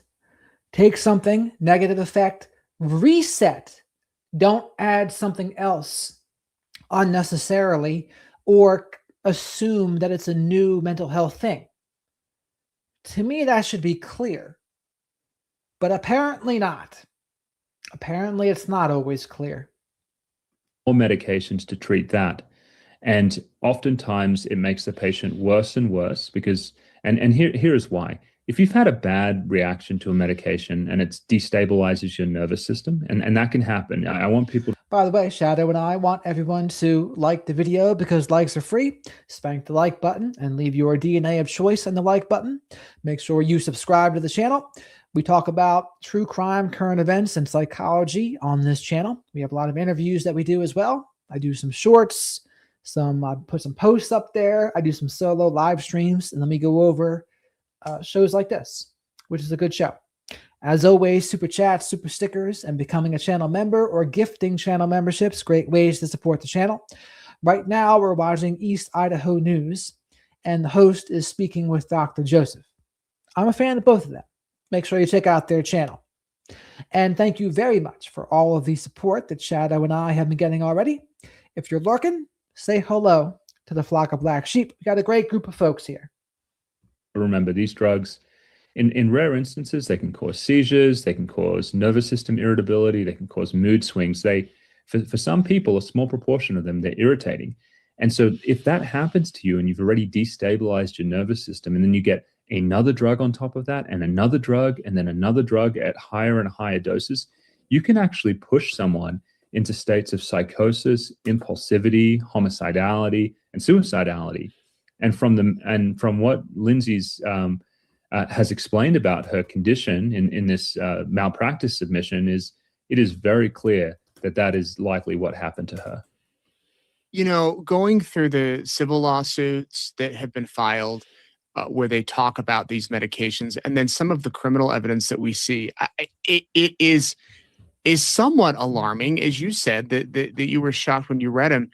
It looks like she was on at least 11 different medications within 6 months, October of 22 to January. Actually, that's like 4 months. So Zoloft, I think, is a well-known antidepressant. I guess when you look through the list of these drugs, would one of these potential drugs, Zoloft, Ativan, Benadryl, Trazodone, Prozac, Ambien, Remeron, Klonopin, Seroquel, Valium, and amitriptyline, I guess that's how you say it, would one of those drugs alone, could one of those cause such severe psychosis side effects? Or do you think it's a combination of all of them or one after the other? I mean, how does it all work in our brains? I would say the ones that could are the antidepressant variety. And then clonopins and the benzos could make someone a little more fearless if their psychosis is active, maybe, is what I would say. Although a benzo, you would hope that would kind of like calm down those extreme manias a lot of times, but maybe not. If the mania is strong enough, maybe even a Klonopin wouldn't do something about it. But she seemed to have a bad interaction with Seroquel, and the antidepressants could certainly be an issue. And the Ambien even. I've heard Ambien do some wild things to people, by the way. I don't know what her schedule of Ambien was, but I've heard some wild stuff about Ambien. Ambien's no joke. Ambien's a sleep medication. Yeah. So in Lindsay's case, it does look like it was the combination of them, one after the other, that step by step. I mean, if you think about medication irritating the nervous system, and the first one was Zoloft. That was the one that really kicked things off for her. So that causes an insult. It destabilizes her. Then she gets another drug and another drug and another drug. And I want you to just think about a boxer getting hit in the head, 1 hit, 2 hit, 3 hit. Every time there's another drug getting layered upon this original injury that she's had from the medication, it's making her worse and worse. However, you can actually have them just from one drug. And this isn't fringe stuff. I mean, if you just open the drug labeling for Zoloft, I mean, it talks about inducing aggression, irritability, hostility, suicidal behavior in some individuals. Now, these aren't super common side effects. These are obviously uncommon side effects. 17% of our population are on these, but they're recognized by the FDA and they are put in the drug labels. On top of that, we have a long history of these medications essentially being found to be involved in homicidal behavior. I mean, there have been judges and juries that have essentially ruled, if not for the drug, this person would not have done this. And I think the most well-known case is the case of it was Donald Shell. This was in Wyoming in the 90s. Donald Shell was put on an SSRI. I mean, it's actually really similar to the Lindsay Clancy case. He was put on an SSRI, had a very bad reaction. He then went back with depression, got put on, I think, another SSRI, which never should have happened. The same thing happened with Lindsay. She was on Zoloft, and then she got on Prozac, even after she'd had that initial bad reaction to Zoloft. He gets put on that medication again. And within 2 days, he kills his wife, his daughter, and his granddaughter, and then he shoots himself. Now, the surviving son-in-law, Tobin, brought a suit against SmithKline Beecham at the time for failure to warn, and they won that case. They won. He got a $5 million verdict. Obviously the pharmaceutical company appealed that. The appeal did not stand, and that was essentially a jury recognizing that if not for this SSRI, this whole family wouldn't have been slaughtered. And there are numerous cases out there just like this, where judges and juries have said, if not for this SSRI, this violent behavior would not have happened. So this stuff is already out there. This can happen. Yeah. Okay. Would you mind explaining base level? What is Zoloft? So Zoloft is an SSRI. And what SSRI means?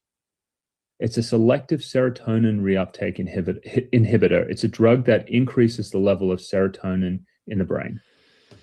Okay. So if a woman is having postpartum depression, or psychosis, mental health concerns after a baby, is Zoloft commonly prescribed? It is commonly prescribed, yes. Okay, what is Ativan? Ativan is a benzodiazepine. This is a strong sedative medication for sleep and anxiety. Benadryl, which is an allergy pill, right? Like an antihistamine. Correct, yeah. And sometimes it's also used as a mild anxiety drug. Okay, so in Clancy's case, it's likely she was prescribed that for anxiety. Mm-hmm. Could it be dangerous to combine Ativan and Benadryl? Like take them both at the same time? It can be at high doses, although it's commonly done. There's a lot of people taking Benadryl while being on Ativan, and by and large, unless they're at very high doses, they're doing just fine.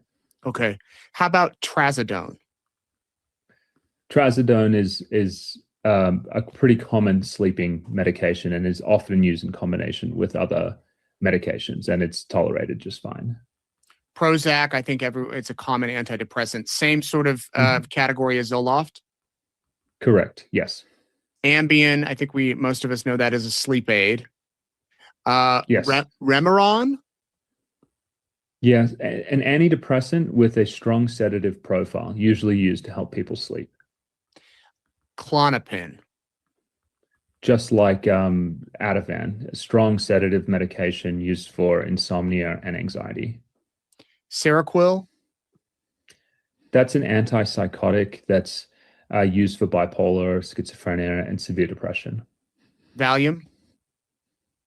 Just like the Klonopin and the Ativan, also a strong sedative. And amitriptyline? I don't know if I'm saying that right. Yeah. Amitriptyline is an antidepressant, an older style antidepressant. And again, these were all prescribed to her October, November, December, between October of 22 and January of 23. When you look at this, is it something that that's 11 drugs?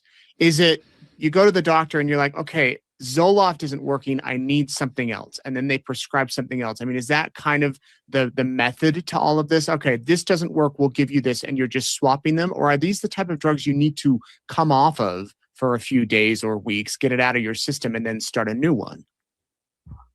So what happens, Nate, is that our mental health care system, we have such short visits nowadays that people are just like, well, that didn't work, let's try this. Oh, and that didn't work, let's try this. There's just this sense that just more drugs is going to be more helpful, higher doses, different drugs, let's just try that.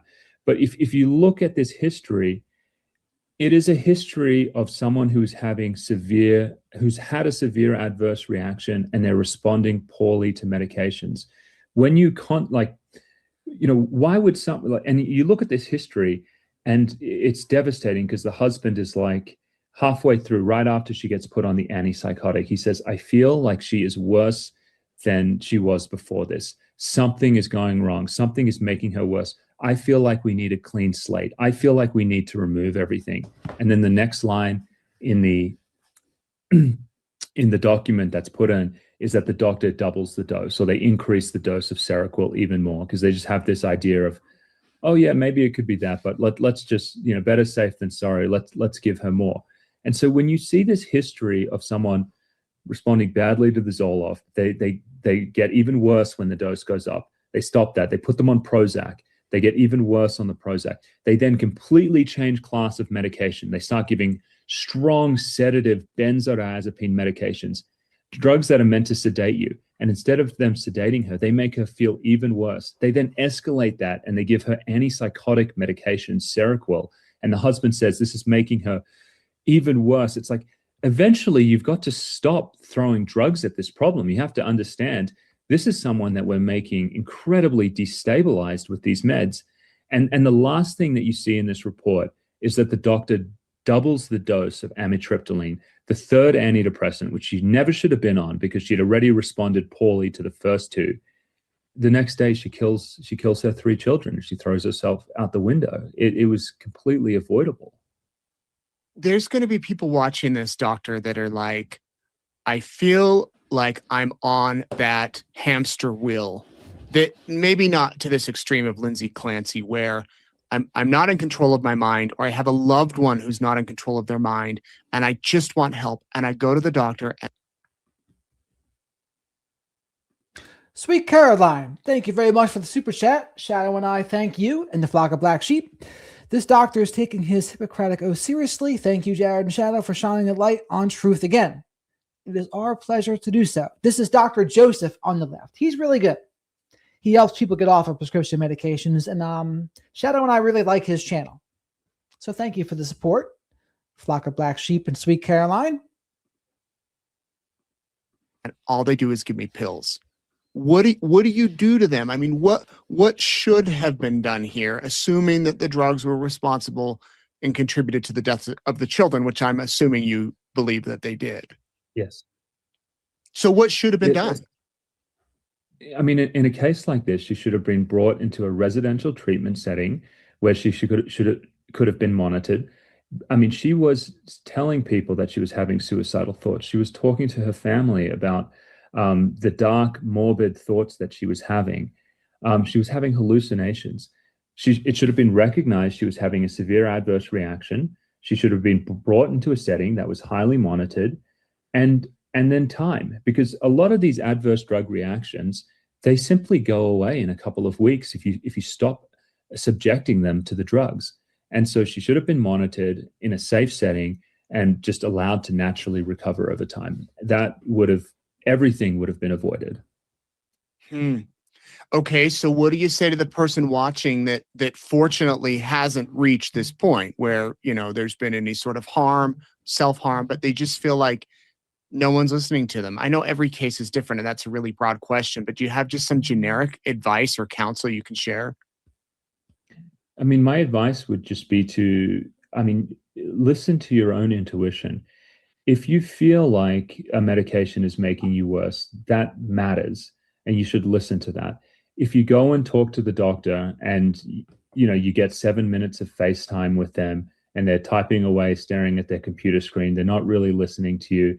They're kind of dismissive. They're just like, that's just your underlying condition getting worse. And they really haven't done a thorough assessment. They're not asking, they're not saying, well, let's look at the timeline of how things developed. Let's look at some of the other explanations for what's going on. If it seems like you're more just being processed through a system where the easiest thing to do is just to suggest another medication or a higher dose. So I'm seeing people also argue in other places about, oh, this should be a cut and dry schizophrenia. Like if someone was schizophrenic and they killed their doctor, would they be guilty or insane? And they're trying to make it seem like it's just going to be very clear they would be insane. And I would say, well, we'll have to see what happens in the Nick Reiner case, won't we? I mean, isn't that what Nick Reiner has had? Nick Reiner, isn't he schizophrenic? Isn't that the diagnosis they're giving him? And then in that case, is Nick Reiner going to get off on not guilty by reason of insanity? Maybe. It's not impossible, but I'm certainly leaning towards conviction in the Nick Reiner case. But what about you all?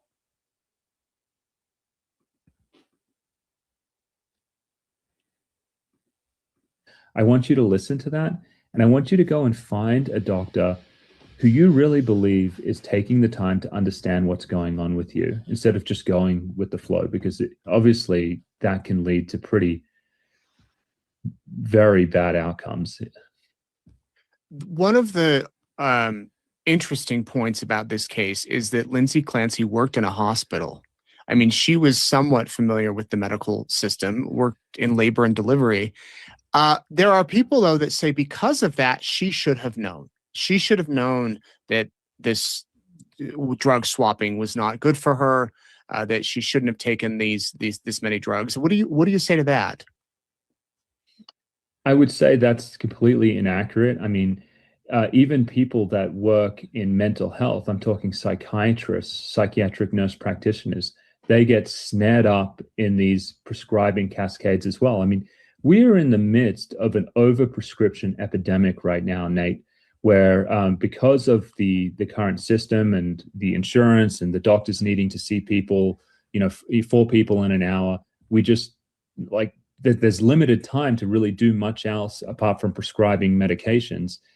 And so many people, they just end up on all these drugs. And now we've got 17% of the US population on antidepressants. It's over 1 in 5 women over 65, it's 1 in 3. I mean, it is shocking. I mean, it's so shocking that our national leaders, Secretary Kennedy, I mean, this has been what he is doing this year. He is convening panels of psychiatric experts in the Capitol, and it happened last week. It's been going on all year to essentially educate doctors about overprescribing and over-relying on these medications. And so the idea that this is common knowledge for someone who's not even a mental health practitioner and she should have known better, it's completely missing the plot. I mean, we've gone kind of, I mean, things have gotten really out of control with mental health prescribing. So I think that is a very unfair criticism to levy at Lindsay. Dr. Joseph, you have quite a background working with the FDA, working with psychiatry departments and divisions and different, universities and medical offices.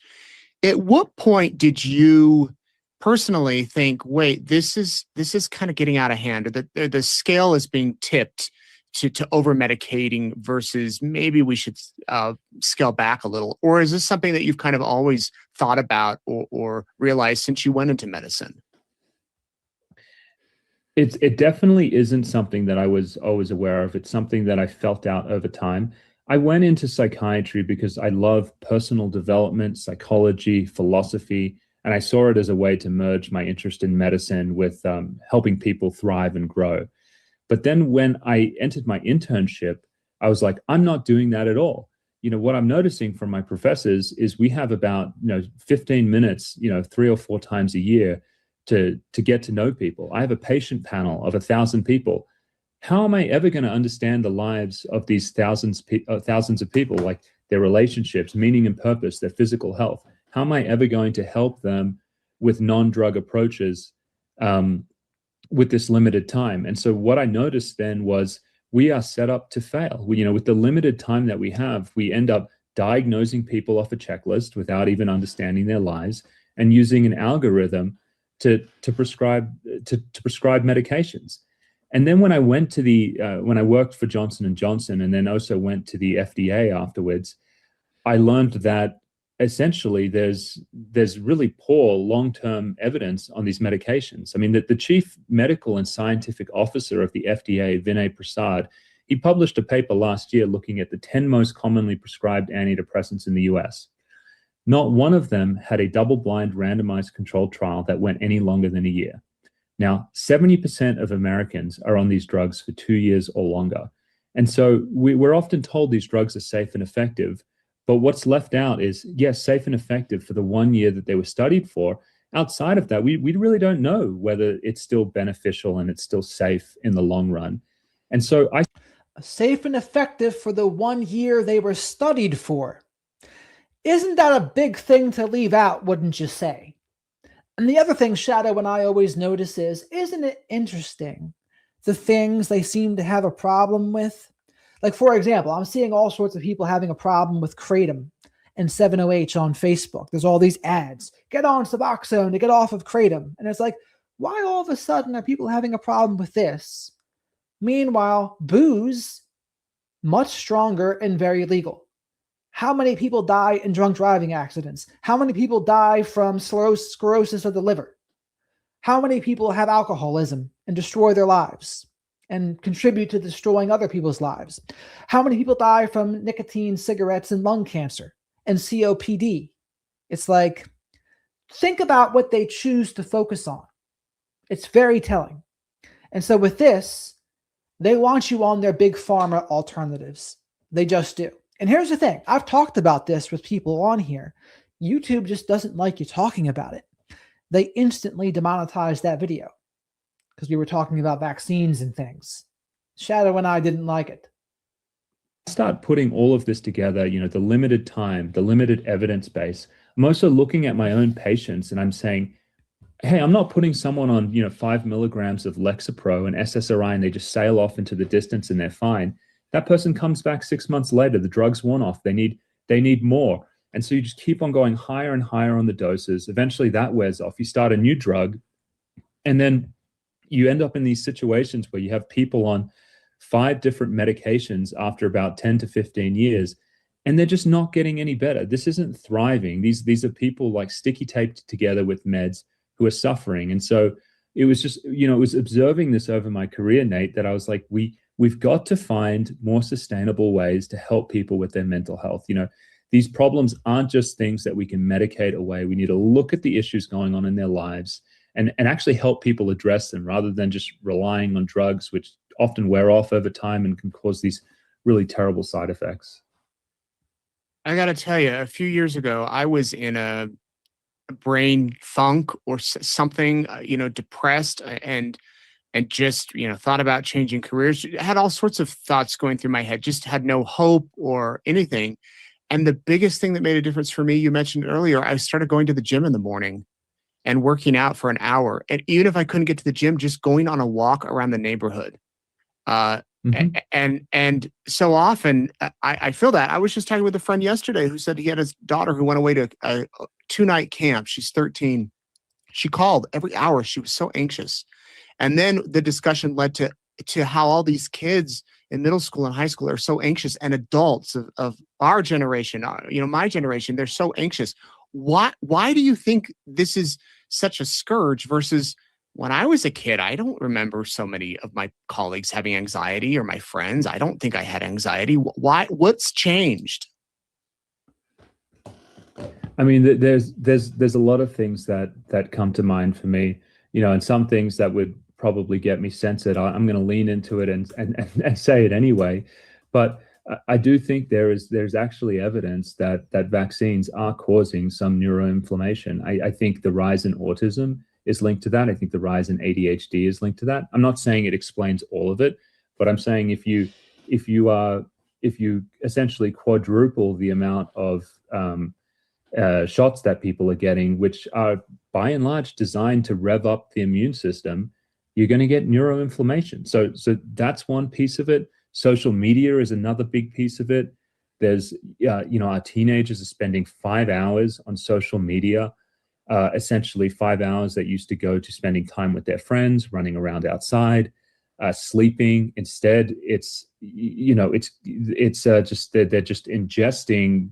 These susceptible minds are ingesting whatever is on the algorithm, which really isn't like good values. It's like, how much money do you make? How good looking are you? All of this stuff. And I mean, the things that used to influence our kids before were, you'd go to church, you'd hear from someone wiser than you. That's gone down, and we just ingest garbage coming through social media. I think the food supply is off. I think the food has been designed in a way to become heavily addictive, and it's used to comfort people a lot of the time. I think that the processed food really is like the most accessible drug that you have. And so we have this combination of things that I think really is taking a toll on the mental health of our youth. And so, that's really what I think is going on. How do you fix this issue? How do you fix the overprescription of patients with mental health issues? Can it be fixed? Yeah, I think it starts with just honesty. I mean, I think I wish, what was going on for a long time, Nate, when I was going through my training, I was trying to understand, like, why are we doing things in this way? It seems so intuitive that in order to help people with their mental health problems, we really need to understand their lives, their relationships, meaning and purpose, physical health, all of that. And my teachers used to tell me, it's like, yeah, that stuff's important, but it's kind of like an afterthought. These people have chemical imbalances. These people have low serotonin, and that's really what depression and anxiety is. These are chemical problems, and that's why we use the drugs. Turns out that's a complete bloody lie, and then there's never been any evidence that that these conditions can be understood by these simple chemical problems that the drugs fix. And so the first thing I think is telling people these drugs are not fixing specific problems in the brain. They're just masking things. And that, yes, maybe this drug could be useful like for a short period of time if you're in an acute crisis, but you should never rely on that as a long-term strategy. You need to look at the fundamental things that make people unhappy in their lives and fix them. Relationships, meaning and purpose, physical health. Our doctors and our health practitioners, we need to be honest with our patients about that. We cannot just tell them, hey, just take the drug, it's going to fix you, you'll be fine. We need to give them more information about what the drugs actually do and about the importance of addressing their health in a holistic way. We need to simply be honest about the limitations of our healthcare system and just say, hey, listen, I'm a family medicine doctor. I've got about 7 minutes of FaceTime with you. I wish I could do more with that time. I can't. And it would be a disservice to me if I just pretended that all you need to do is take this, Lexapro and move on. You need to find some other help. You may need to do a lot of this yourself. And so I think the first step is really honesty. The next step on a national level is, the ideal scenario is this is covered by insurance and integrated within family medicine clinics. You have access to psychotherapy. You have access to groups on physical exercise and nutrition. You have access to a therapist that can talk to you about maybe some of the meaning and purpose going on in your lives. We need to flesh out these services and make them easier. So when someone goes and sees our busy family medicine doctor, they say, well, I guess I'll just give you this drug because there's nothing else I can do. We have to give them more options so they could say, hey, listen, we're not going to do that straight away. What's happening to you is important. And don't worry, I've got this referral for you. And you can go there, go and talk to this person. It's built into our clinic. Try that first before we get to the drugs. That's the kind of system that I would like to see in the US, one that really respects the fact that we are complicated and we're complicated, but also that there are just foundational things that most people need for good mental health. I do think we can get there, and I do think we can help people with that. If Lindsay Clancy's found not guilty by reason of insanity, because of all of this that we've been discussing, do you think that will change anything, or will the medical profession take a second look at how things are operating? I don't think it will change anything because I have become quite cynical. I think it'll be a flash in the pan. I think there will be a greater awareness about drug-induced homicide, and I mean this has been popping up a lot over the last couple of years. There's been cases where they've been found to cause suicide and homicide, and so at a very large level, I don't think it is really going to change things. I'll tell you what I think will change things, Nate.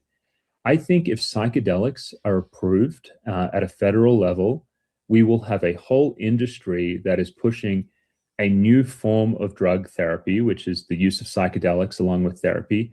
And they are going to counterbalance the narrative. Because right now, the pharmaceutical industry, they're really just kind of pushing medications. There's $1 billion in marketing deployed essentially to control the narrative about the drugs. You know, these drugs are safe, don't criticize them, they're life-saving drugs.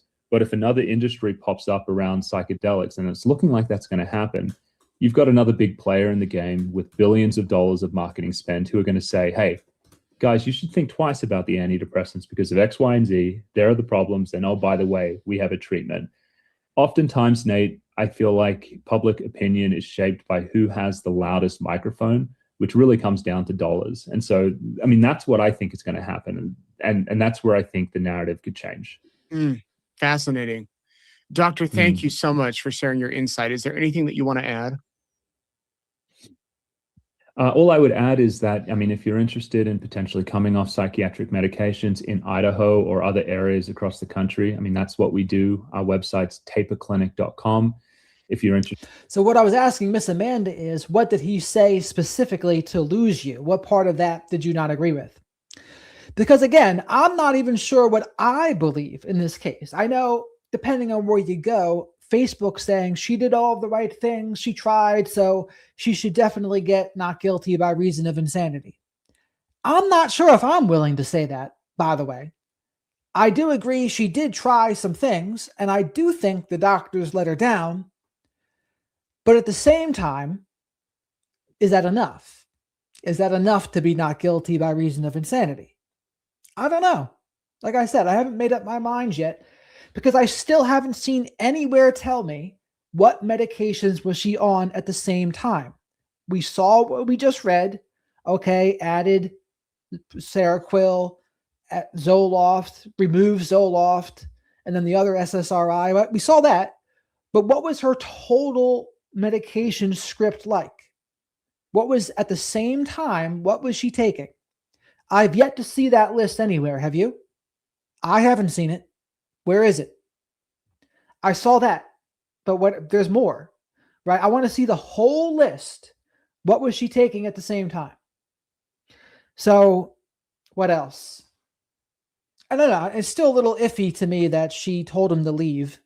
I don't know if I might disagree with the doctor on that part. That seems like something.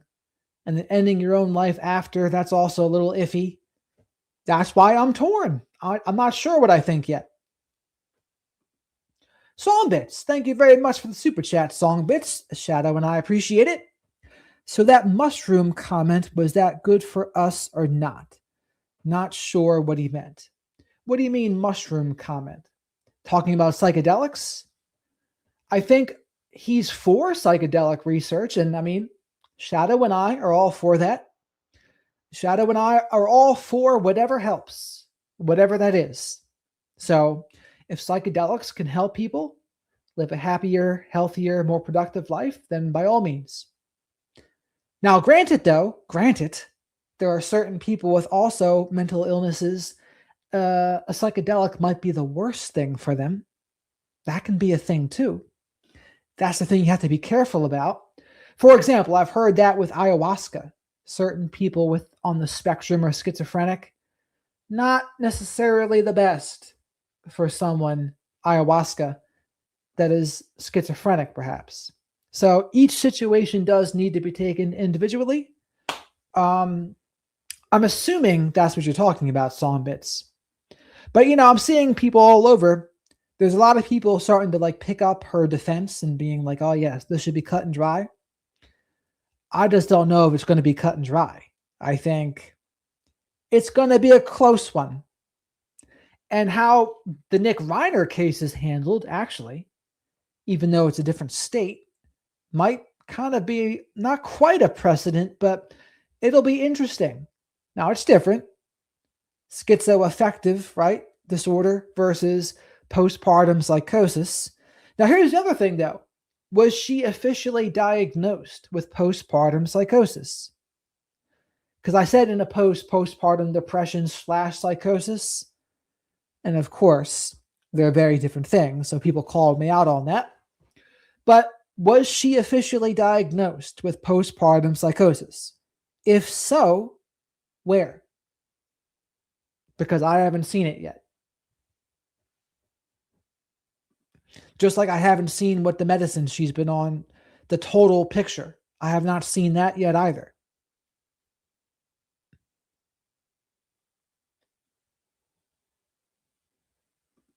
Thank you again, Songbits. Talking about today. You can find me on social media. My handle is Dr. Josef. That's Josef, not PH. It's the German spelling. And we're on all channels. And I'd love to have you listen to some of my content over there. Thank you. My thanks to.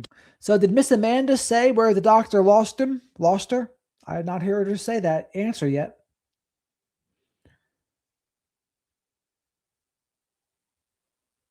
I think it might have different views on vaccines. So, okay. So what's his view on vaccine? I missed it. Is he anti-vaccine?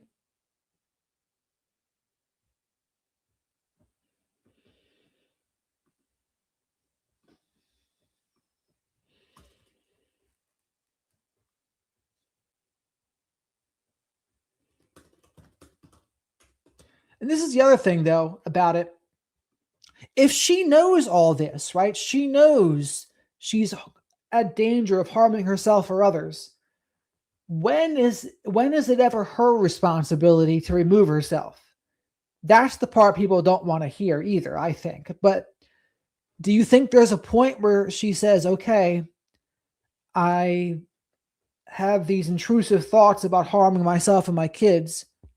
When does it become her responsibility, regardless of what the doctors do or don't admit her? When is it her responsibility to go somewhere else, a hotel room or something, right? Is that ever her responsibility? What do you think, chat?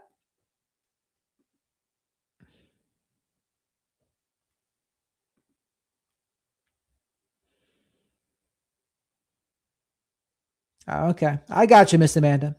Now, different opinions are all good here. But again, so where do you think there's ever a place where she has responsibility to remove herself?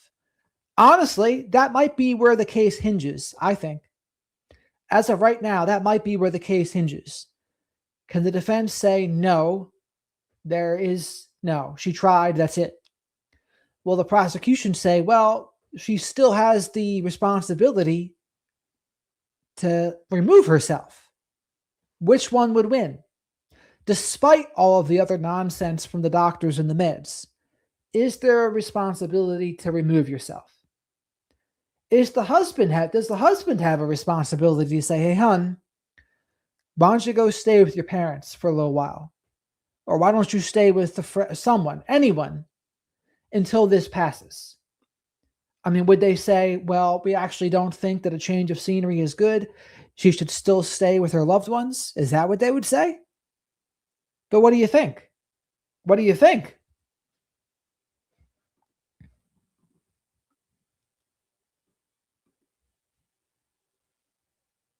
Sweet Caroline and Flock of Black Sheep, thank you so much.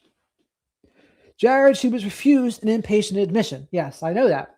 But what I would say is, do you think it's her responsibility to remove herself and stay at a hotel or anywhere else? But to get away if you think you're going to harm your kids, when does it become your responsibility, regardless of what doctors and hospitals say, to remove yourself? To me, that's the question. Thank you again, Sweet Caroline and Flock of Black Sheep here.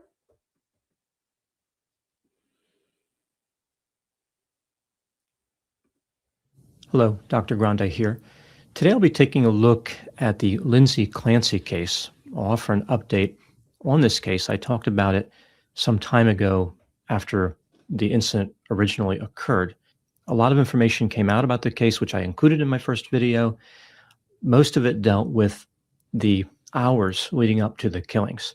There wasn't a lot of information about what caused the killings, what may have caused it, like the mental health components. There was some information, but new information has become available.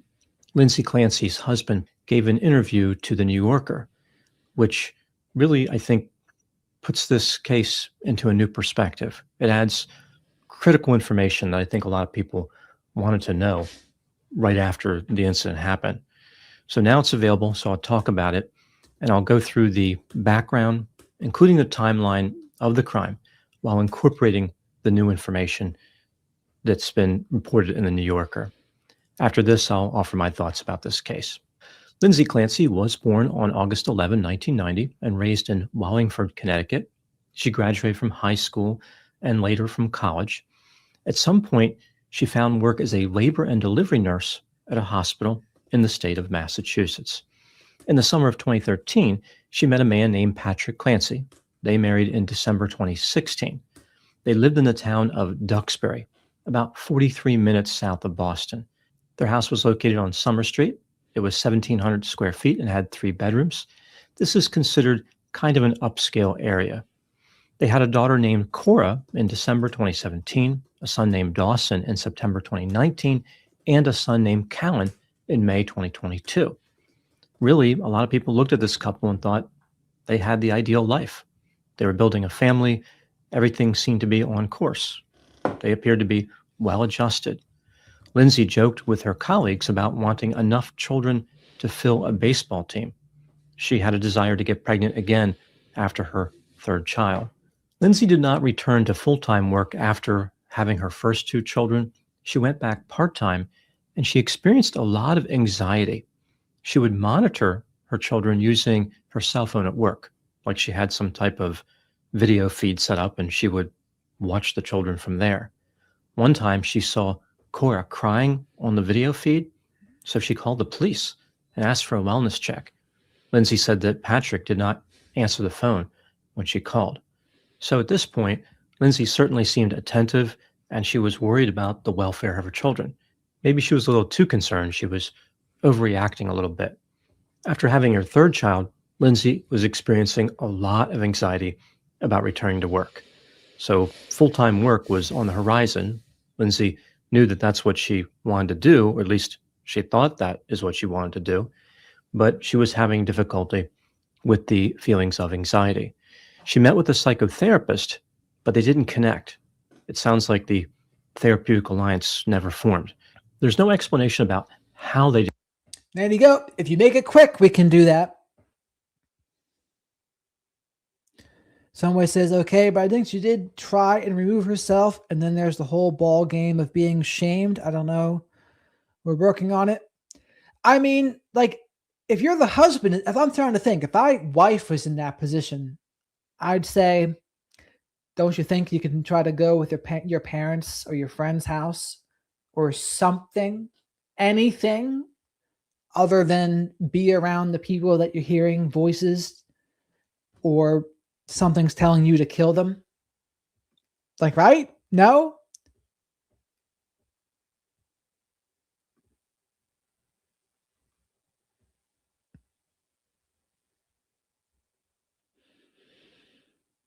Dana says she could have removed herself at any time, or someone else could have removed her if she was stating her thoughts openly to them. I think that's the other part of it, though, too, right? If not her, why wouldn't the doctors remove her? Especially after she said harming the kids is what she told the husband. Now, would they say, oh, she didn't tell us that? Is that what they're going to say? But once someone becomes a risk to children, it becomes doctors' responsibility to speak up and do something. So whoever her husband told that to, Who did he say that to? And then what did they say? It just seems like they dropped the ball. But like I think more than one thing can be true. I think more than one thing. I think the doctors dropped the ball. I think the husband might have a little bit. And I don't know what she was capable of doing. But like if she's so incapacitated, why was she ever watching the kids by herself? Right? Like if she's that far gone, why is she ever in a spot to be watching them by herself? That seems like a gross oversight too. There seems like a lot of gross oversights in this case, from the prescribing doctors to the people that didn't let her be an inpatient, to the people that wouldn't remove the kids from the situation, from the people that let the kids stay with her, which are the husband and the doctor and whatever. There's so many things here that went off the rails. And eventually, if you're her, if you're aware enough to ask for help, you're aware enough to say to your husband, I might harm the kids. Are you then also aware enough to leave? Are you also then aware enough to like go in a hotel room or something? Lots of questions. Lots of questions. Didn't connect. I think this is important. When somebody goes to see a counselor or a similar psychotherapist, the relationship ideally should form right away, the therapeutic alliance. I think that if it doesn't, it is critical to find out why. I don't think it should be something that's just swept under the rug, like, oh, they didn't connect. Okay, well, that's fine, but why didn't they connect? What happened? Was it something that the counselor did that they shouldn't have done? Was it something that the client did that they shouldn't have done?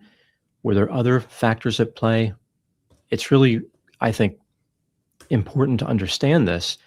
And we just hear about this kind of failure to connect in this story, and that's it. That's all there is on this. There's a lot more emphasis on what happened with the drugs I'll talk about in a moment, but really not much discussion about what happened with the counseling. I think that counseling could have had a good chance of improving Lindsay's mood based on the symptoms that she indicated, but the counselor or whatever psychotherapist identity was involved never had a chance. Eventually, Lindsay saw a clinician who prescribed her Zoloft and Ativan. So the Ativan was to help her sleep because of the insomnia side effect of the Zoloft. She was diagnosed with generalized anxiety disorder. So this is when a person experiences anxiety on a regular basis. This doesn't include panic. Panic would be something else. Generalized anxiety disorder can be devastating, but it's usually not associated with homicide or any type of criminal behavior. At this point, Lindsay's husband was getting concerned about how the treatment was very focused on drugs. There wasn't really any counseling. It was just prescription medication. By November 2022, Lindsay didn't have much of an appetite, and she was isolated. She had postponed her return to work due to the mental health symptoms. On one occasion, she was rocking back and forth on a living room couch, terrified, and her heart was racing. She drove herself to an emergency room after going 2 nights without sleeping. She was prescribed Ambien, which is a sedative often prescribed to help people sleep. Lindsay found a new prescriber at some point. She eventually received many more drugs, including Valium, Trazodone, Klonopin. And daily, you mean, if that's true, also, if that's proven that SSRIs can do that, especially in withdrawal, they are way more dangerous than they're making it out to be. And everyone should know that before they go to their psychiatrist and blindly put faith in them. Oh, yes, you all know exactly what you're doing.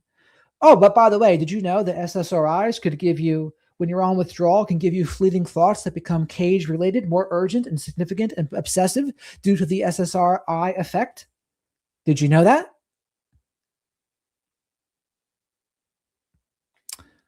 So again, I want people to take a step back. The next time you see something natural, like a kratom getting smeared, ask yourself, why is this getting smeared versus SSRIs, moonshine, hard liquor?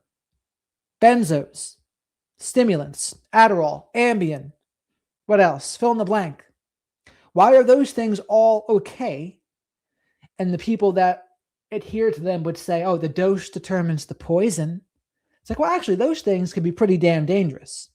And as a natural advocate, that kind of stuff pisses me off because there's so many people that believe it.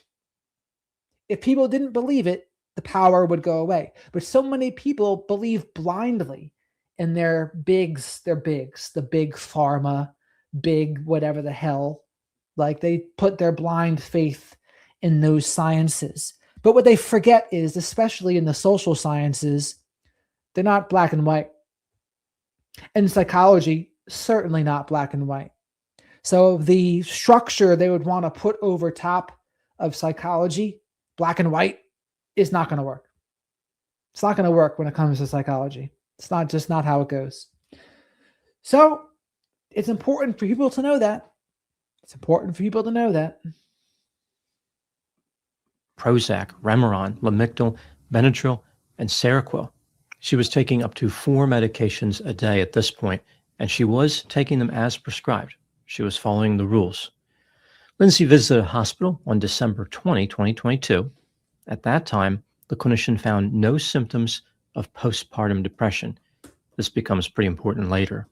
The clinicians may have been hesitant to make a diagnosis because they did not know what was coming from the drugs and what. So again, this is another big piece. They don't know what she has. People are trying to tell me, oh, she definitely had postpartum psychosis.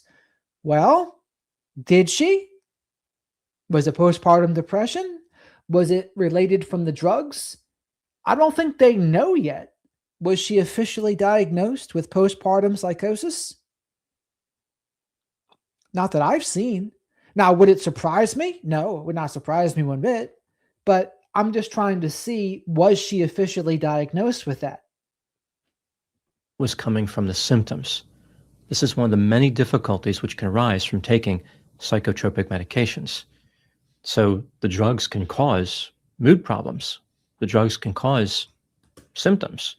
So the clinicians just became confused. I think this is what could have happened. They became confused. They just didn't want to commit to a diagnosis unless they could separate the effect of the drugs from the effect of the original symptoms. This was not possible.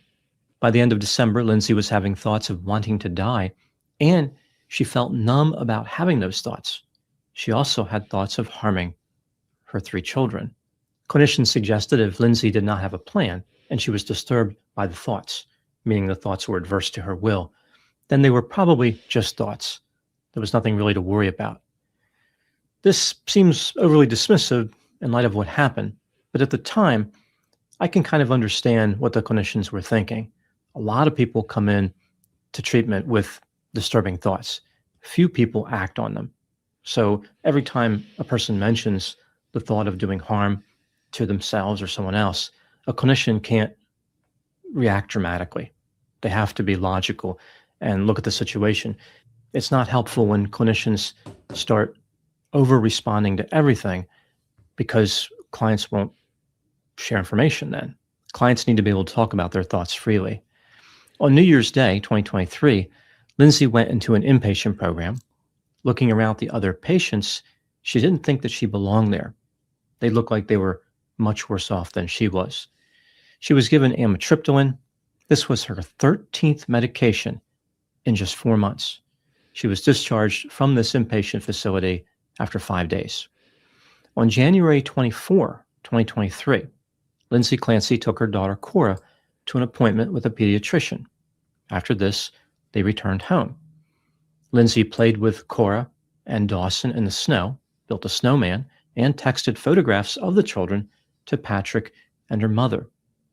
Didn't seem out of the ordinary. There was nothing in that behavior that was alarming or disturbing. At 4:53 p.m., Lindsay sent a text message to Patrick, who at that time was working in the basement of their house. She asked him if he would go pick up takeout. Lindsay placed an order at. So she asked him to do the takeout. What do we have here, Shadow?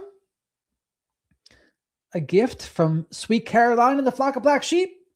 You're effing amazing, Jared. Asking questions is so important. Sweet Caroline's always too kind to us, isn't she, Shadow? So is the rest of the flock of black sheep, though, too. But I think it's important because this case is not cut and dry. I don't think. Some people think it is, but I think there's a lot of questions here, and it's going to be a pretty close one, I think. Now, I just saw a thumbnail on YouTube where it said Lindsay is tearing up after what happened. A sign of compassion and empathy and regret and remorse, perhaps. Could be. But again, and they'll say, just like that guy Vinny said yesterday, her mental state now is not what matters. Her mental state at the time of the crime, or if it is even a crime, that's what matters. So thank you very much, Sweet Caroline. Sweet Caroline has some good insights for this case, especially considering what she does. Right, Sweet Caroline? 5:10 p.m., the restaurant she selected was farther away than usual. Patrick left 5 minutes later to pick up the food. Lindsay also wanted him to stop at a CVS while he was out. He arrived home from these two stops at 6:09 p.m. There was no sign of Lindsay or the children. Patrick called 911 at 6:11 p.m., just 2 minutes after arriving home, after seeing blood on the floor and noticing that windows were open. While on the phone with the operator, Patrick ran to the backyard and found his wife on the ground. Lindsay told him their children were in the basement. Emergency responders arrived. They found that Lindsay had attacked all three children by strangling them with exercise bands. Cora and Dawson were killed immediately. Cowan was mortally wounded and died 3 days later. After conducting the attack, Lindsay made her way out of a second-story window and was severely injured upon landing on the ground. She also had cuts on her neck and wrists. Lindsay was transported to a hospital and treated for severe injuries to her spine. She was paralyzed from the waist down. Lindsay was charged with murder, strangulation or suffocation, and assault and battery with a dangerous weapon. Here are my thoughts on this case. Clearly, these killings were horrific, and Lindsay's behavior was peculiar given her history. She had no criminal record. Nobody suspected that anything like this could happen. There is no reason to believe that she would have ever offended in any way, much less this way that was particularly heinous. The state believes the killings were premeditated. In their opinion, these were murders. 4 days before the killings, Lindsay searched "Can you treat a sociopath?" and "Ways to kill." Furthermore, she sent... What was that? That's the first time I heard that. Did you just hear that? Strangulation or suffocation and assault and battery with a dangerous weapon. Here are my thoughts on this case.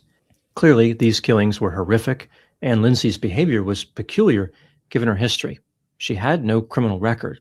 Nobody suspected that anything like this could happen. There is no reason to believe that she would have ever offended in any way, much less this way that was particularly heinous. The state believes the killings were premeditated. In their opinion, these were murders. 4 days before the killings, Lindsay searched "Can you treat a sociopath?" 4 days before the killing, Lindsay searched, "Can you treat a sociopath?"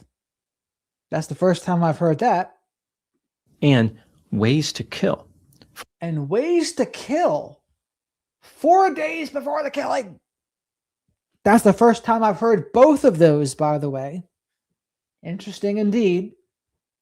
Furthermore, she sent Patrick out to make a few stops, which gave her time to carry out the killings. Lindsay's attempt to harm herself is considered half-hearted by the state.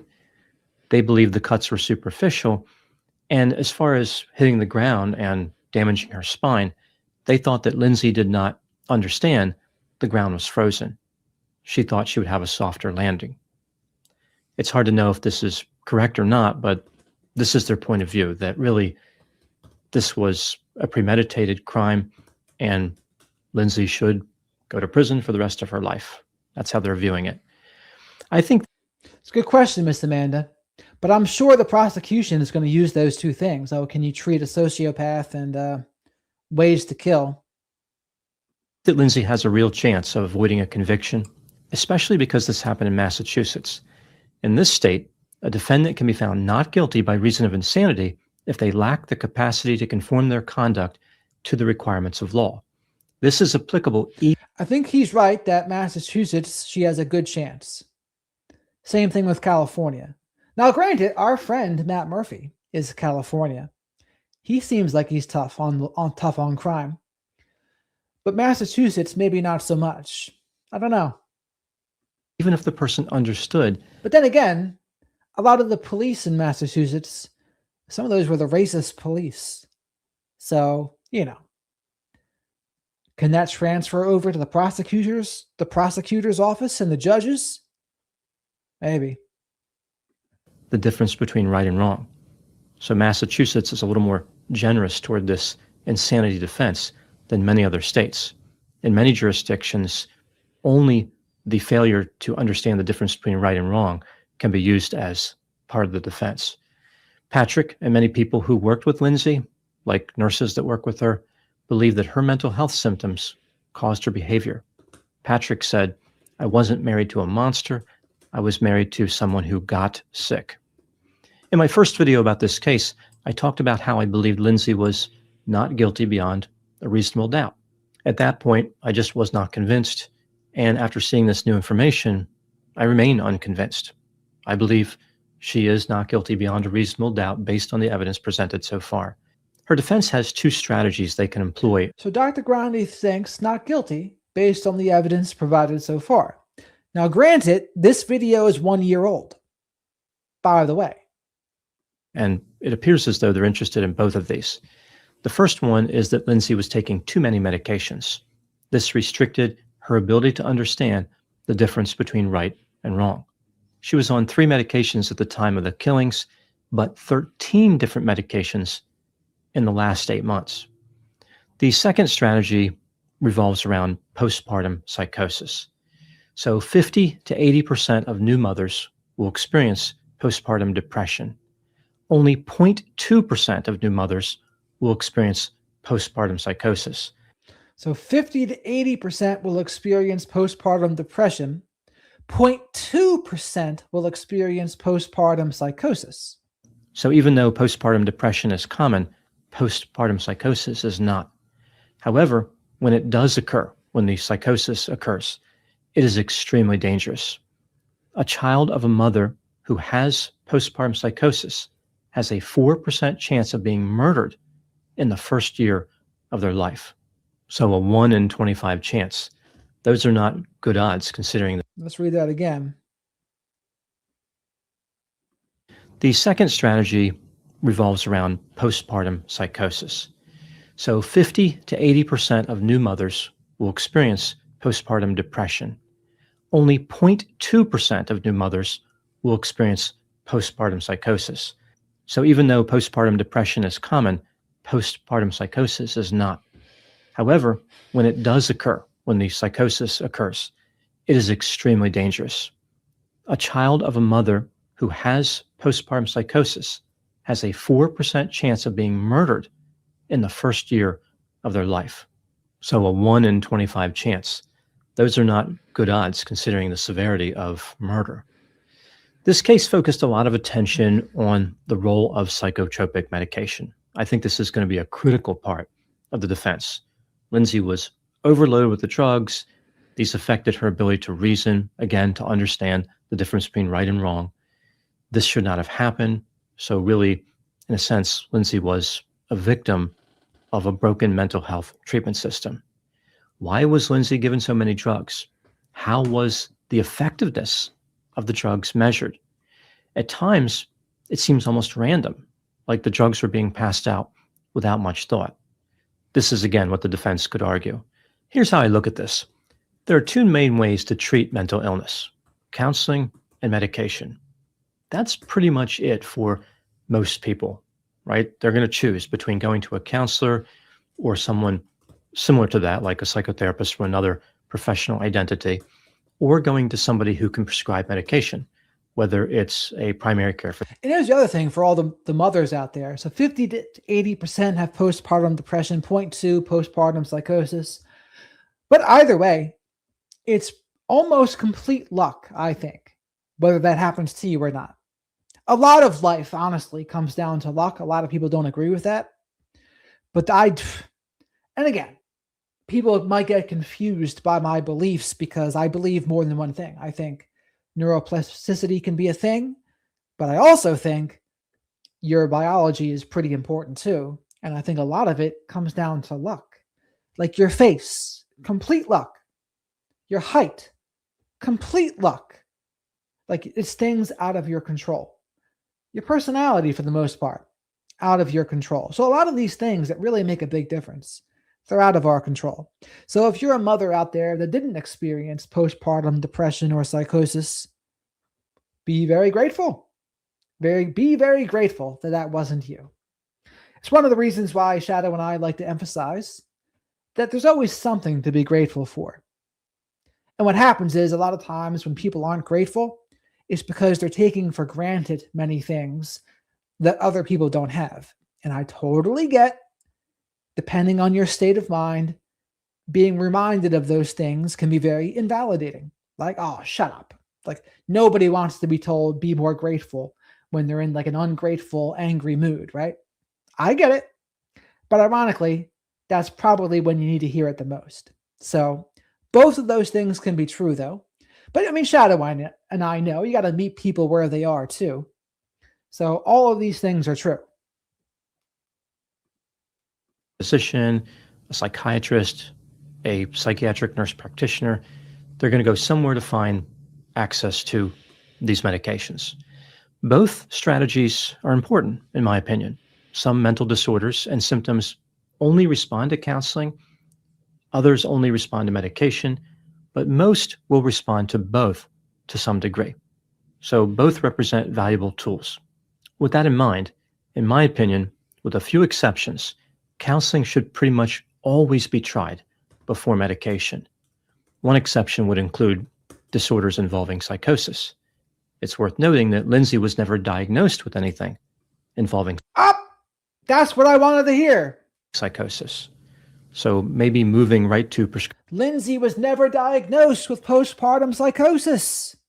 Unless that information is coming out since this video, she was never diagnosed. prescription medication wasn't a good idea when counseling was still available. Yes, Lindsay didn't connect with one counselor or psychotherapist, but she may have connected with another. So perhaps that strategy, looking at counseling, was abandoned too early. Here are a few reasons that I favor counseling over prescription medication in most cases. So at the beginning of this list would be how counseling can help a person get. I agree with Dr. Grande on this, by the way. Counseling first. I also would say supplements even first, except in cases that involve severe psychosis. But I think talk therapy, sleep, diet, exercise, that's the first line of defense. Or like that old joke, before you diagnose yourself with depression, first make sure you're just not surrounded by assholes. A little bit of truth in that, if you ask me. So those things are the first line. And then, also, if you're abusing drugs and alcohol, then those things can mimic mental health conditions. So then it becomes, okay, you got to stop taking some of that stuff to see if that's doing it here now too, right? But the problem is none of this is easy. Like if someone has alcohol or drug issues, it can be a hard freaking thing just to stop those. But hopefully you can get clean for a while and then you can get back to a baseline and then you can see, okay, is there truly some sort of mood disorder here? ADHD, bipolar, autism, what is it? But you get clean, you can figure it out. And that's the hard part. But then some people do need to take prescription medications from there. Now, Shadow and I chose supplements, and we are very grateful that we have found the solutions that we did. Now, granted, there's pros and cons to everything, mind you. Our routine is probably expensive, but I would also say mental health is priceless, because without your mental health, what do you have? Nothing. Because your mental health influences how you see everything. I see it as it's like the lens that you see the world through. Depression tints your lens dark. Anxiety makes you full of fear and anxious. It's just, but it influences everything. That's why it's number one. Followed closely by mindset. Honestly. At root causes, whereas drugs will not. So if a person has anxiety, depression, obsessive compulsive symptoms, panic, or any number of other symptoms that could be caused by dysfunctional thinking, personality traits, trauma, impulsivity, the root causes are important. It's important to understand what led to the symptoms. Sometimes understanding isn't possible, but often some clarity can be offered on this subject. For the most part, drugs don't do anything to help in the area of building insight or knowledge about the cause of symptoms. Drugs are about concealing the symptoms. Now, of course, this can be helpful, but I don't think it's the answer. One could argue that some prescribers may look at various symptoms and say, what caused them? Who knows? Who cares? Here's a pill. It's kind of flippant and fatalistic, like everything is hopeless. So Miss Amanda, if she would have stopped taking the medicines, again, I'd want to see the whole picture. I've yet to see the whole picture of everything she was taking at the same time. Because benzos are something, especially depending on the dose, you can't just stop taking them. At most, you'd taper. But I don't know what the dose was. I mean, was it as needed? Was it 2 milligrams of Klonopin twice a day? Like, what was it? I don't know. So it's hard for me to say without knowing. But, you know, SSRIs and things, that's also tougher. Like, your brain needs to like recover and recuperate after an SSRI or an SNRI or fill in the blank with whatever kind of antidepressant. It's not an easy process. I mean, I would also say you could also maybe supplement in the meantime, maybe. I don't know. The doctors might actually advise against that. But it's not an easy thing. You're going to go through withdrawal. And depending on how you are, you might even act out more in the withdrawal. It's hard to say. That's not a good message for a client. To me, this is kind of like if a person has a slow leak in one of their car tires, right? Maybe there is like a nail or some other piece of metal kind of stuck in the tread, and it's not leaking quickly, like it might be several days before the tire looks like it's low on pressure, but it is leaking. So they go to like a tire shop and they can have the nail pulled out and a plug put in, or they can get a new tire or whatever. But instead, the mechanic keeps filling the tire with air. Well, that will kind of solve the problem. I mean, that's a solution, sort of. It'll make the car reasonably safe to drive and it won't feel any different, won't function any differently. But it's not really the solution, right? Removing the nail, fixing the tire, or replacing the tire is definitely the way to go in the long run, right? Finding the root cause, what's causing the leak, and then fixing that root cause. Something else to consider here is that not identifying root causes is problematic because those root causes can lead to other problems, other symptoms, and it can make assessment really difficult. This happened in the case of Lindsay Clancy. As I talked about, clinicians appeared to be afraid to diagnose her because they could not separate the effects of the drugs and the original symptoms. The next reason I like counseling over medication. That's the cascading effect that Dr. Joseph was talking about. How do you know what the symptoms of the medicines are versus what are new mental health symptoms? It's hard to know because you have to isolate each variable. In most instances, is how counseling helps clients build coping skills. They can develop practical skills to manage anxiety, depression, and stress, for instance. It's about teaching. It's about imparting lasting benefits to the client. The client does not need to go to a counselor forever, right? They'll reach a point where through maybe cognitive behavior therapy or something like that, they've learned coping skills. They've learned how to manage. Now, maybe they'll need to come in later for other symptoms or whatever, but it won't be constant. It won't be the entire lifespan that's spent in a counseling relationship. With prescription medication, when the drugs stop, so does the benefit. A client has to see a prescriber eternally. It's the relationship that never ends. The next item here would be how counseling has practically no side effects. There's no dependence on counseling, not usually. There's no weight gain. There's no sexual dysfunction. There's no fatigue. Prescription drugs have plenty of side effects, and some of those drugs can lead to addiction. Now, this is impressive for Dr. Grande to be saying this. I mean, his coworkers and colleagues might not even agree with this. But this is Dr. Grande sticking his neck out here a little bit, and Shadow and I appreciate it. Shadow and I give him a round of applause to say, yes, counseling should be the first line of defense over prescription medications. For these reasons, not as many side effects, no weight gain, no sexual side effects, no dependency. You can't say the same thing about a lot of prescription medications. Now, granted, again, to be clear, Shadow and I are not completely against prescription medications. We are all for what helps people. If someone finds a routine that involves prescription medications and it really helps them, awesome. But we would never tell you to stop doing that. I have heard some people do that, though. Some psychiatrists or religious folk, they'll say, oh, you need to get off those things. They're disrupting you. They interrupt your connection with God and or something. And it's like, dude, like, who do you think you are to be telling them what they shouldn't and shouldn't be doing in their own life? To me, that's overstepping your lane, which is what? Arrogance, narcissism, maybe even. For example, benzodiazepines. Now, some people favor counseling over drugs because of the precision of treatment, right? They think that counseling strategies make more sense. Like the treatments match the symptoms, or sometimes with drugs, the treatment seems kind of random. Unfortunately, both counseling and drugs involve some degree of trial and error. However, prescribers do tend to do this a little bit more than counselors. Like, try this drug. Oh, that didn't work. We'll try this one. Oh, that didn't work. Try this one over here.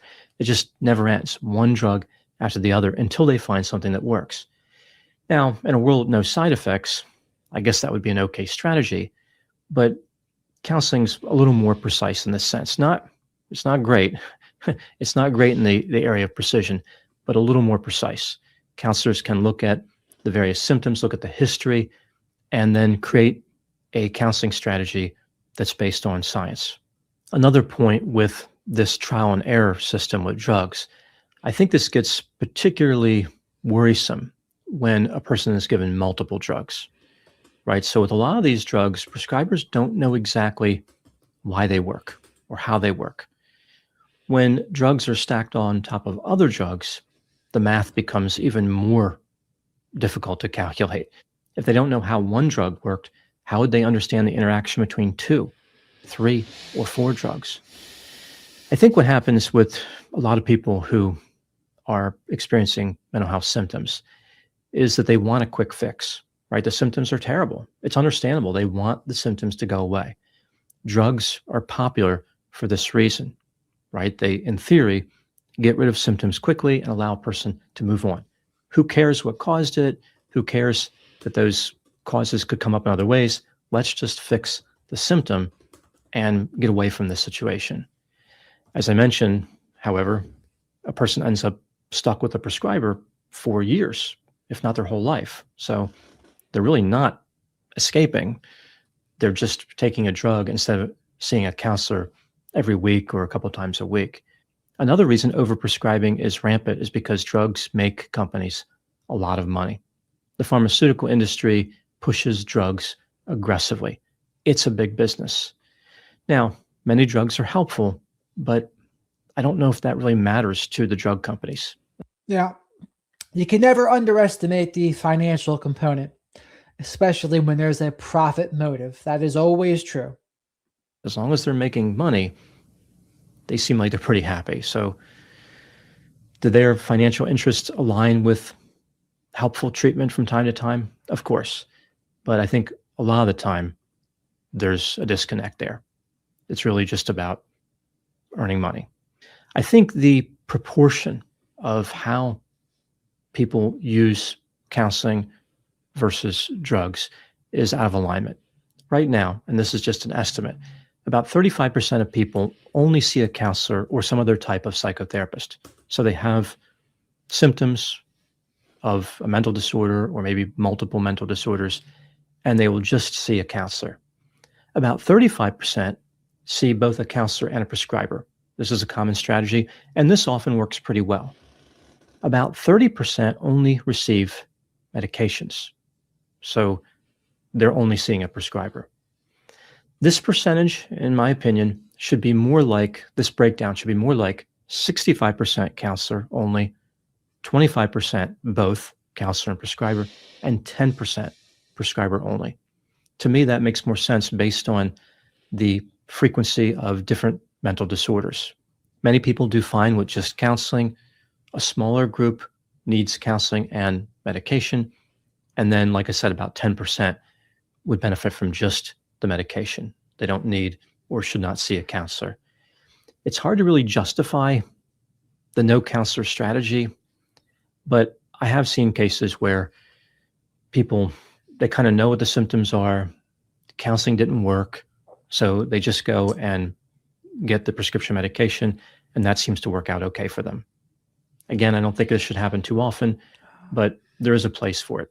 Again, both counseling and drugs have an important role to play in the treatment of mental disorders. Now, I've talked a lot about overprescribing and how this is bad for... Now, Sweet Caroline just made a very good point. I can't believe I didn't think of it, but that's why Sweet Caroline's here.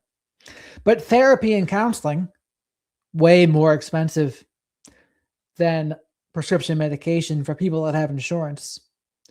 And even without insurance, I think a lot of the prescriptions will be less.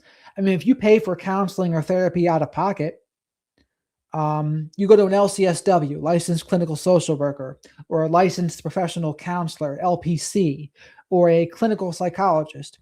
I think the out-of-pocket cost would be $200 an hour, I think. And that might even be low. That might even be low. I mean, that's why for coaching, I don't charge that much. Like I want mine to be affordable for most people, right? Still got to be worth something, but affordable. I know there's other doctors that are charged $400 to $600 an hour out of pocket in this space. So, but that's the other thing. It's more expensive. So they make it more difficult and they shove the medicines down your throat. They make it more costly to do the right thing. And they actually give you this. Oh, here you go. Medicine. Clients and the mental health treatment community in general.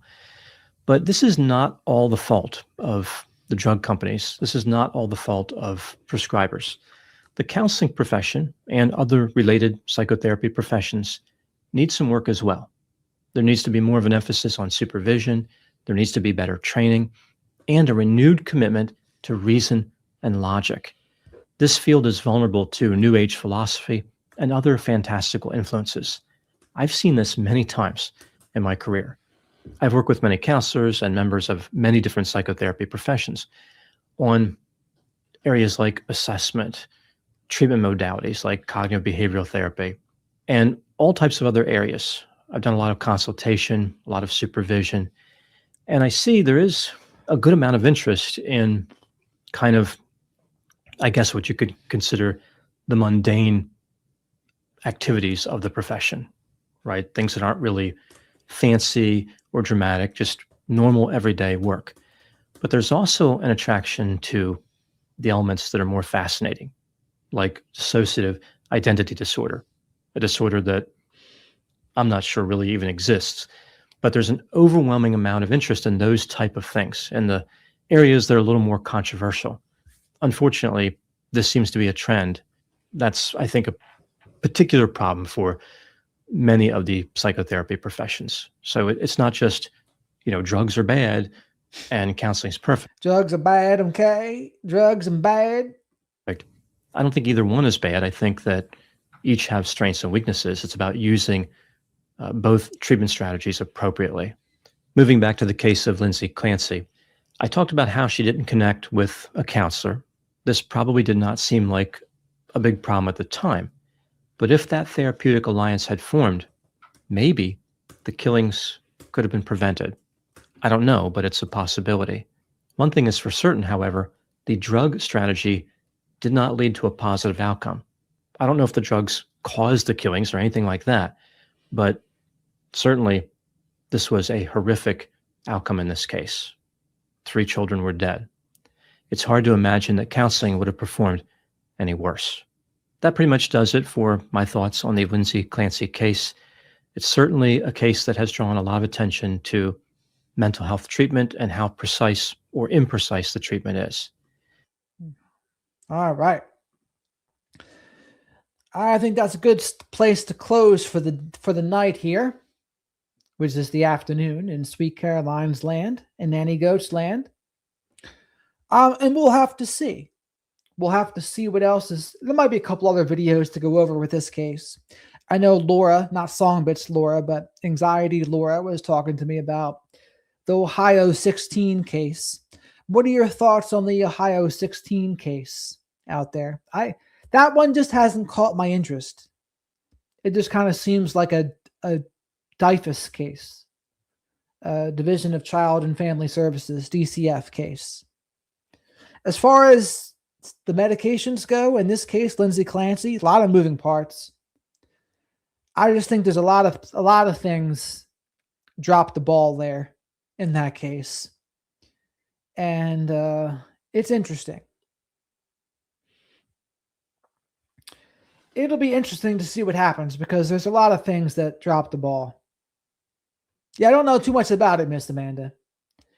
I don't even know.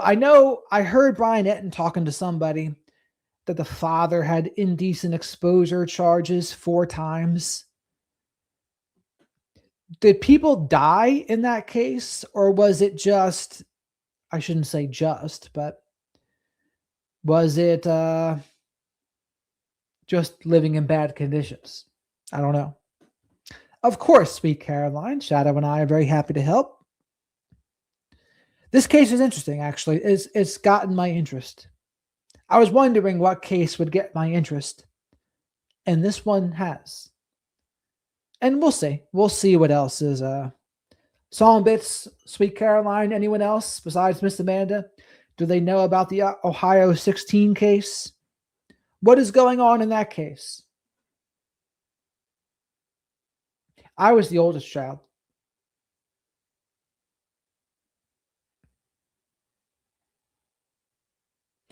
Indecent exposure, the father was charged with 4 times.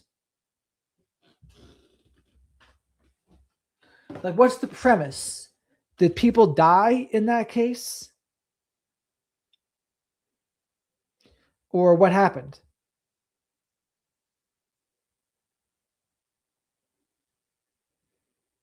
So they flew 2 kids to the hospital.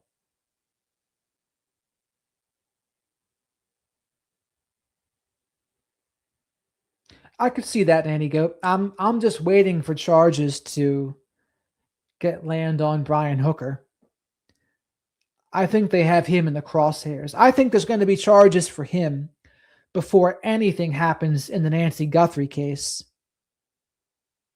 Of course, some way. I've been trying to get Dr. Joseph on the show, by the way. Don't worry, Songbits. I'll look into it. Because here's the thing. Some true crime cases are really kind of just more true crime. There it is. Songbits says 16 kids not in school and living in filth and like animals. Okay, so it's like a DYFS case. Division of Child and Family Services, or CPS, Child Protective Services. Similar to that 250-pound 7-year-old, right? In Michigan.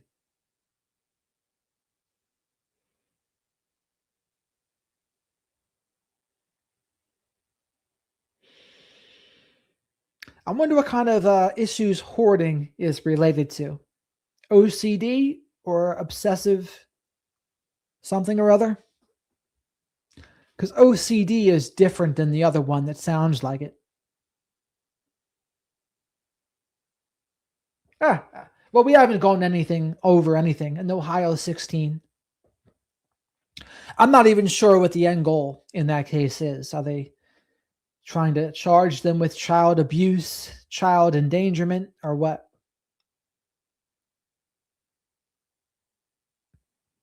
That's okay. So the coercively controlling part might be something I can go over. The police went to the home for one of the charges against the father, and the cops realized, okay, that makes sense. And again, that's similar. That is similar to when they found the 250-pound, 7-year-old dead. Remember that one? Pregnant constantly for 18 years. Okay, yeah. And that's the woman was saying that to Brian Itton.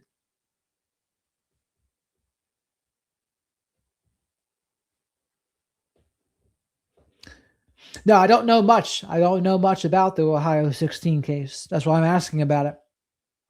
I've only watched like one video about it. So I have a very shallow understanding. How I learn about these cases a lot of times is I go over them with you all. Like I'll do some homework before sometimes too. But a lot of it is I listen and we go over the videos. I mean, how many hours of Nancy Guthrie videos did we go over? Hundreds to thousands.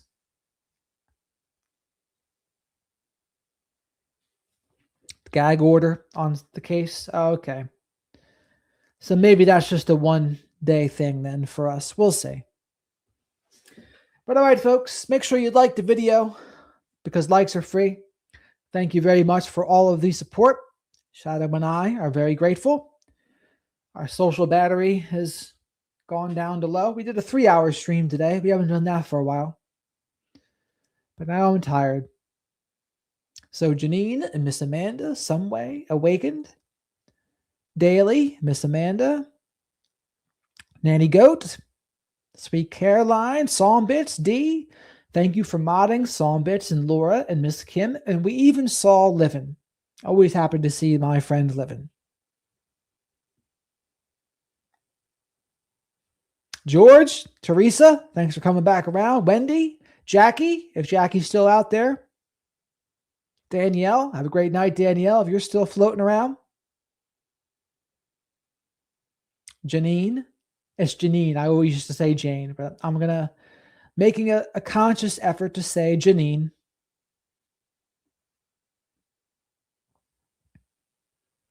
Chatty Cathy. Yeah, we'll be around tomorrow, Chatty Cathy. I don't see why not. Autumn, have a great night. Sweet Caroline, have a great night. Autumn Elizabeth and Autumn Dickinson, have a great night. Bethany, if you're still around, have a great night as well. Thanks for hanging out with me for a few hours. It's always a fun Friday night when we do these on the weekends, isn't it? I get passionate about some of these topics, especially when it comes to prescription medications. Whew. I like the ones that I get passionate about. Other ones, you know, they're still worthy of respect, of course, and empathy and concern, but some cases you get more into, clearly. Big hugs right back at you, Nanny Goat. All right. So till next time, folks, Shadow and I wish you a great night.